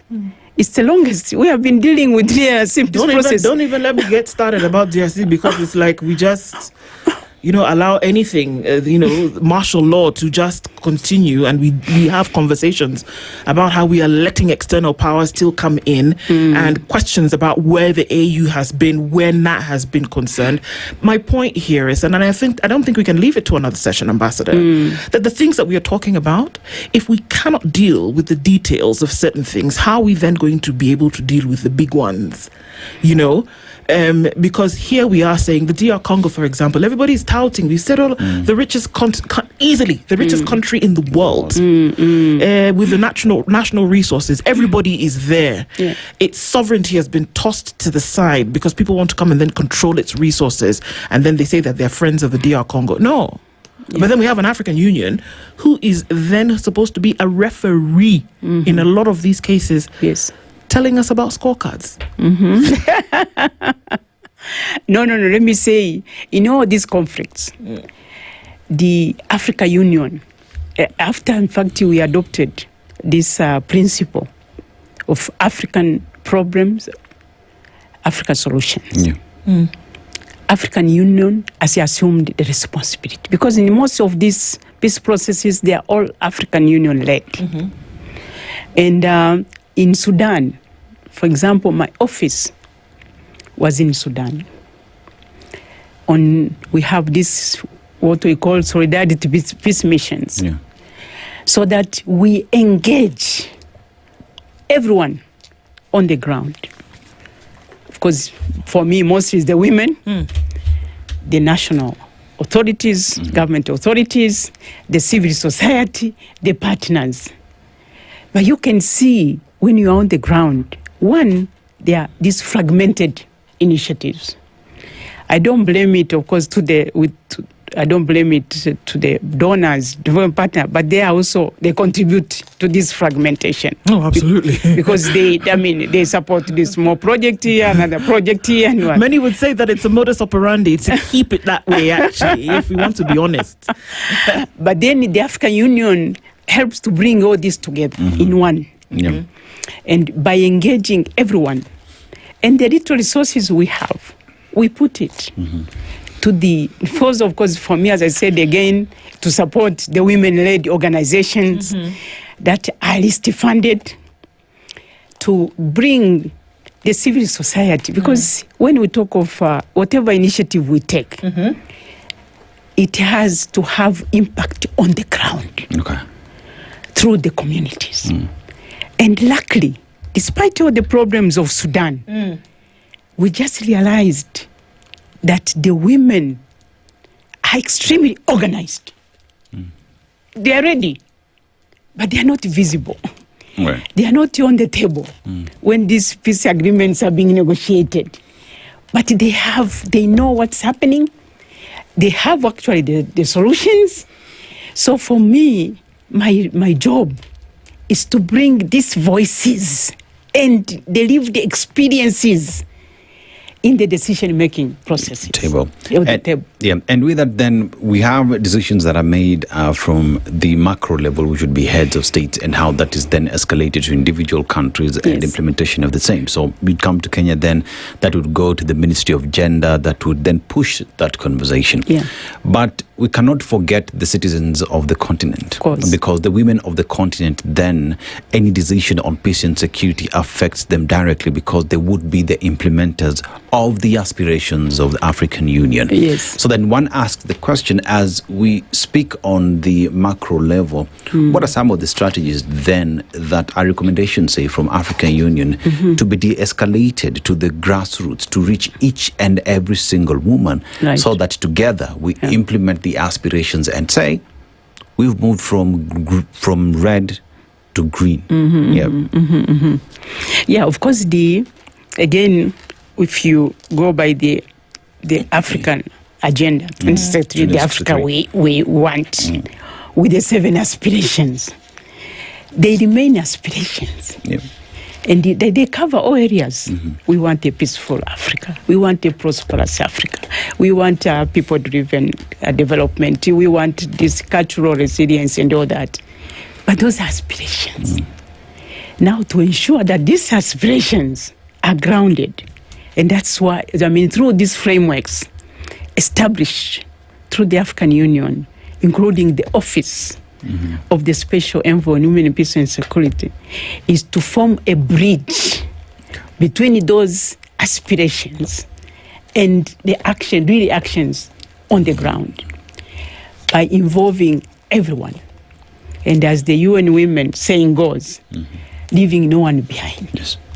Because when you bring it on the ground, that's when you realize there are institutions that need to be involved. Are they involved? There are communities that have been already doing things. They have their own peace initiatives. Are they involved? Are they part of this process of implementation? When the heads of state leave, do they go to the communities? It is through these mechanisms that have been established that we follow and ensure that these good aspirations are turned into, of course, practice, but in really action of implementation. Because I said these aspirations, commitment, they touch on every aspect of our everyday life. They touch on every aspect of the livelihood. They touch on every aspect, say whether it's education, whether it's health, whether it's issues of climate, every aspect. But then decisions are made at what we call at the elitist level. Yeah. Yes. So then these have to be channeled through, of course, established national institutions, mechanisms, but with the involvement of everyone, including the youth, the women, the religious, faith-based organizations, all these institutions, which are never at the table when these are decided, but at the implementation. You cannot have anything sustainable without bringing everyone and to be part of and own those decisions, implementation, but also be involved from the very beginning, if possible, in planning all this, whether the national action plan. You cannot have a national plan prepared by the Ministry of Gender and Community Development without involving all those who are either affected or will be implementers. So this is what, especially also my office, is in our advocacy, to ensure that we involve the key stakeholders from the very beginning. But yeah, that's why I also I said everyone has a role to play, including the media. Because, and this is why I was happy when I was invited here. I said, with your sugar and spice and everything nice, I wanted to spice it up with the women peace and security agenda. Because many people don't know what the African Union is doing. That this is, you cannot have sustainable peace when you leave out half of the population, including the women, the youth, and the vulnerable. So this is where the importance of this agenda, and not, of course, always, of course, I know the media, it makes maybe headline news when you project women as victims. But then at the same time, we want to bring to you that to change the narrative, shaping the narrative. You are good at shaping the narrative. To see the women not only as victims, or to see the agenda of women, peace and security as only about women. It's about society building, having a safe space, having an inclusive, but having the communities, building trust and confidence among the communities through the involvement of this most excluded, at times excluded, big part of the population in society. Let's look at women in positions of leadership. Is one of the things that you brought up. If you take a snapshot from around the continent, how have you seen the improvement of more positions, not available, but taken up, not made available through things like universal suffrage, but taken up by women and having those positions sustained over time? How has that improved from at all levels? Yeah, I must say they've been real improvement. And this is why we also wanted to have data, so that when you talk from the perspective of the evidence, it becomes very evident. If you compare with other, say, continents, Africa, in terms of women taking up this position, they are doing much better, much better than other countries or continents. Because it is, you are saying there are two components of women assuming leadership. One, and that's what we are used for. Two, you wait to be given. But nowadays, the women take it up. If it is parliament, because I remember in our parliament in Tanzania, we had very few women who were running for constituencies. They were waiting, of course, to be nominated. They were waiting to be given seats, special seats. But now the numbers increased. And this is also seen in many of the countries around the continent, that they have assumed that responsibility and to be able to compete. And they have managed. So, for example, this year in our parliament in Tanzania, almost 1/3 of the seats, the women have gone for constituencies. So that is taking up, because there was no one who was preventing you to run for the constituency, but of course there were barriers. Now they have been able to overcome those barriers and they're taking up those seats. But two, when we talk of leadership, the problem is you always look into the political leadership, government leadership. But we have seen how women have assumed roles as CEOs of private companies. In fact, there was a study by McKinsey and Group. They found that in many of the companies that had women in leadership were performing much better. Much better than those didn't have women. So women are also assuming these leadership positions. They take them up. Because, you have the qualifications, you have what it takes, you have the experiences, you go for it. Do they take into consideration the challenges that many women who have tried bring up as barriers to them not getting into these positions? Do those come in to the conversation, and are those taken into consideration? Of course, they are taken into consideration. As I said, for example, within African Union, we have this mini platform of gender equality empowerment. So this is also to sensitize them and build their confidence that you can do it. If you have the necessary qualification, why not? Instead of always talking about the barriers, putting yourself down, exerting negative energy. Look at the positives.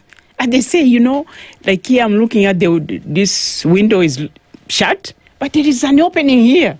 So let's share those opportunities that we bring to the attention of many of the women. They said, there are opportunities here, go for it. And of course, also now as they advertise these vacancies, they said preferences or priority will be given to the women. So as to, we coming up, of course, maybe affirmative action on them, but to be that confidence that you can go for it, you can do it, and not wait just to be given. And they have done it. Yeah.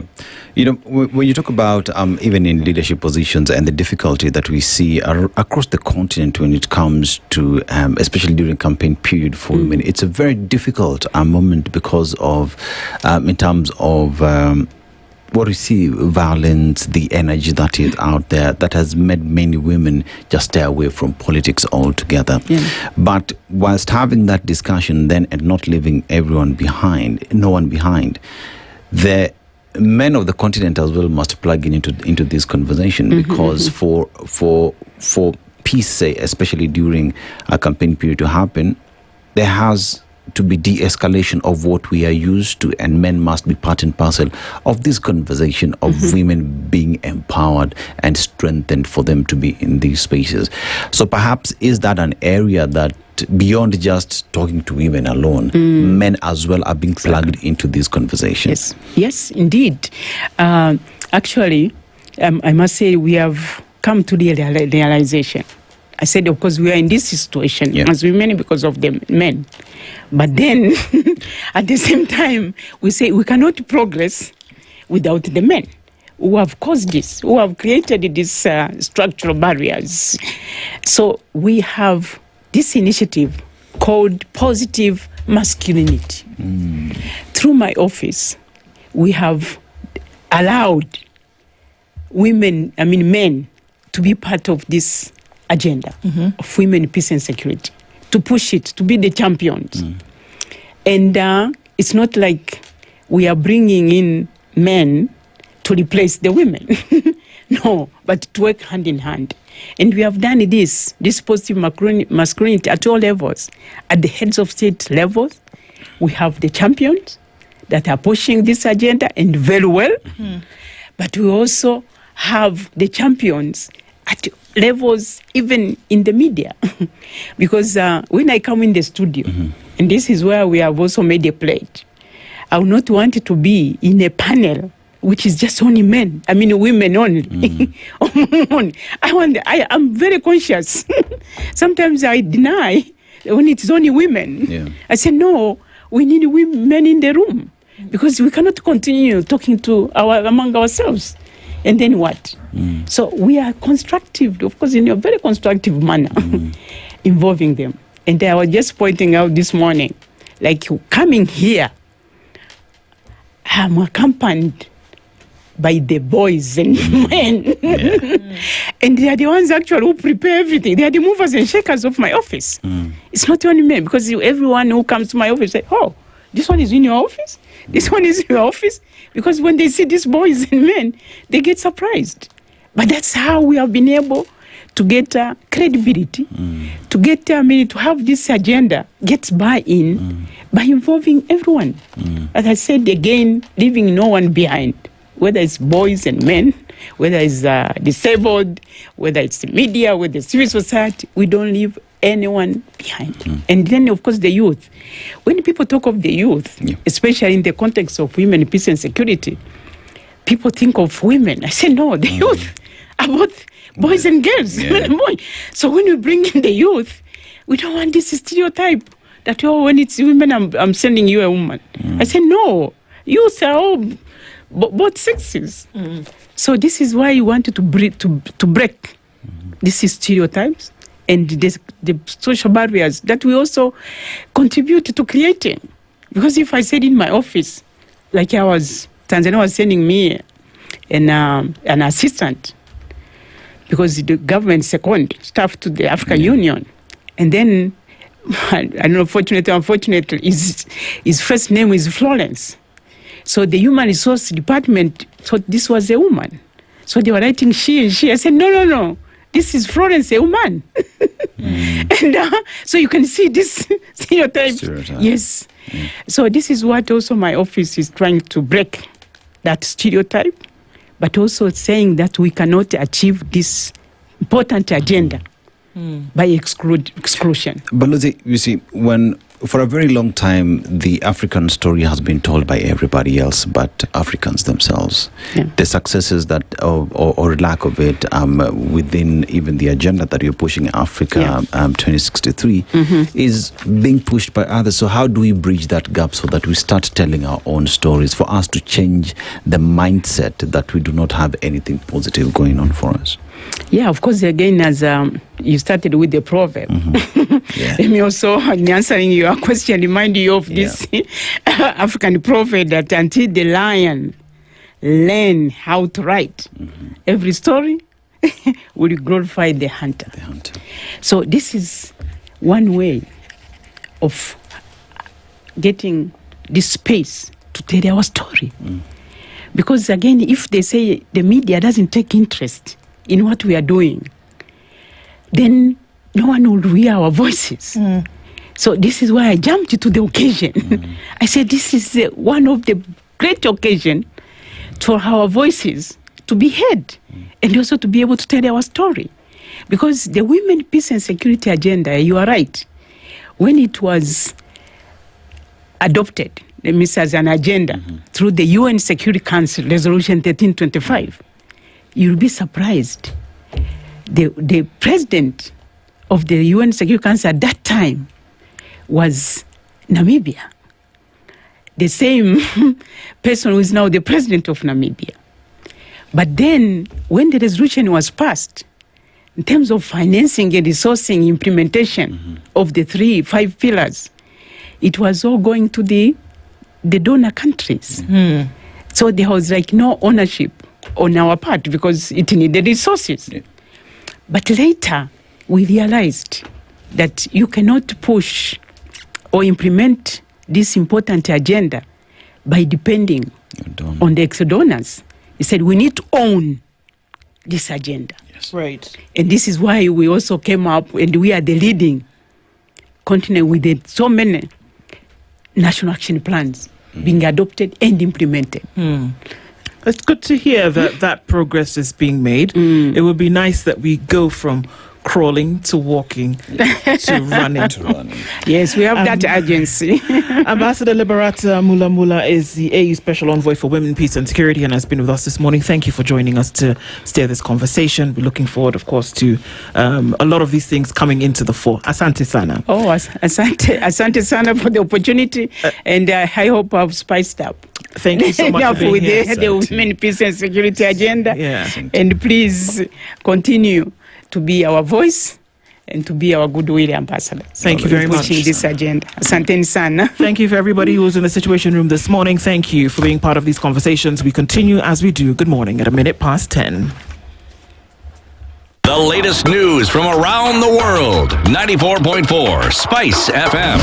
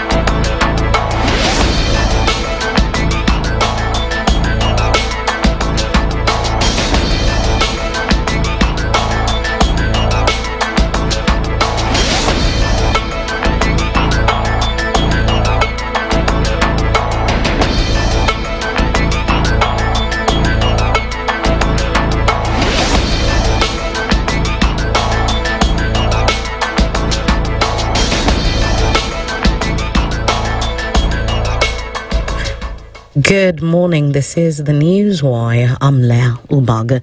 Former Kilgoris MP Gideon Kanchela will be laid to rest on June 20th. That is this Saturday at his home in Olalui, Naro County. In a statement, Kanchela's family said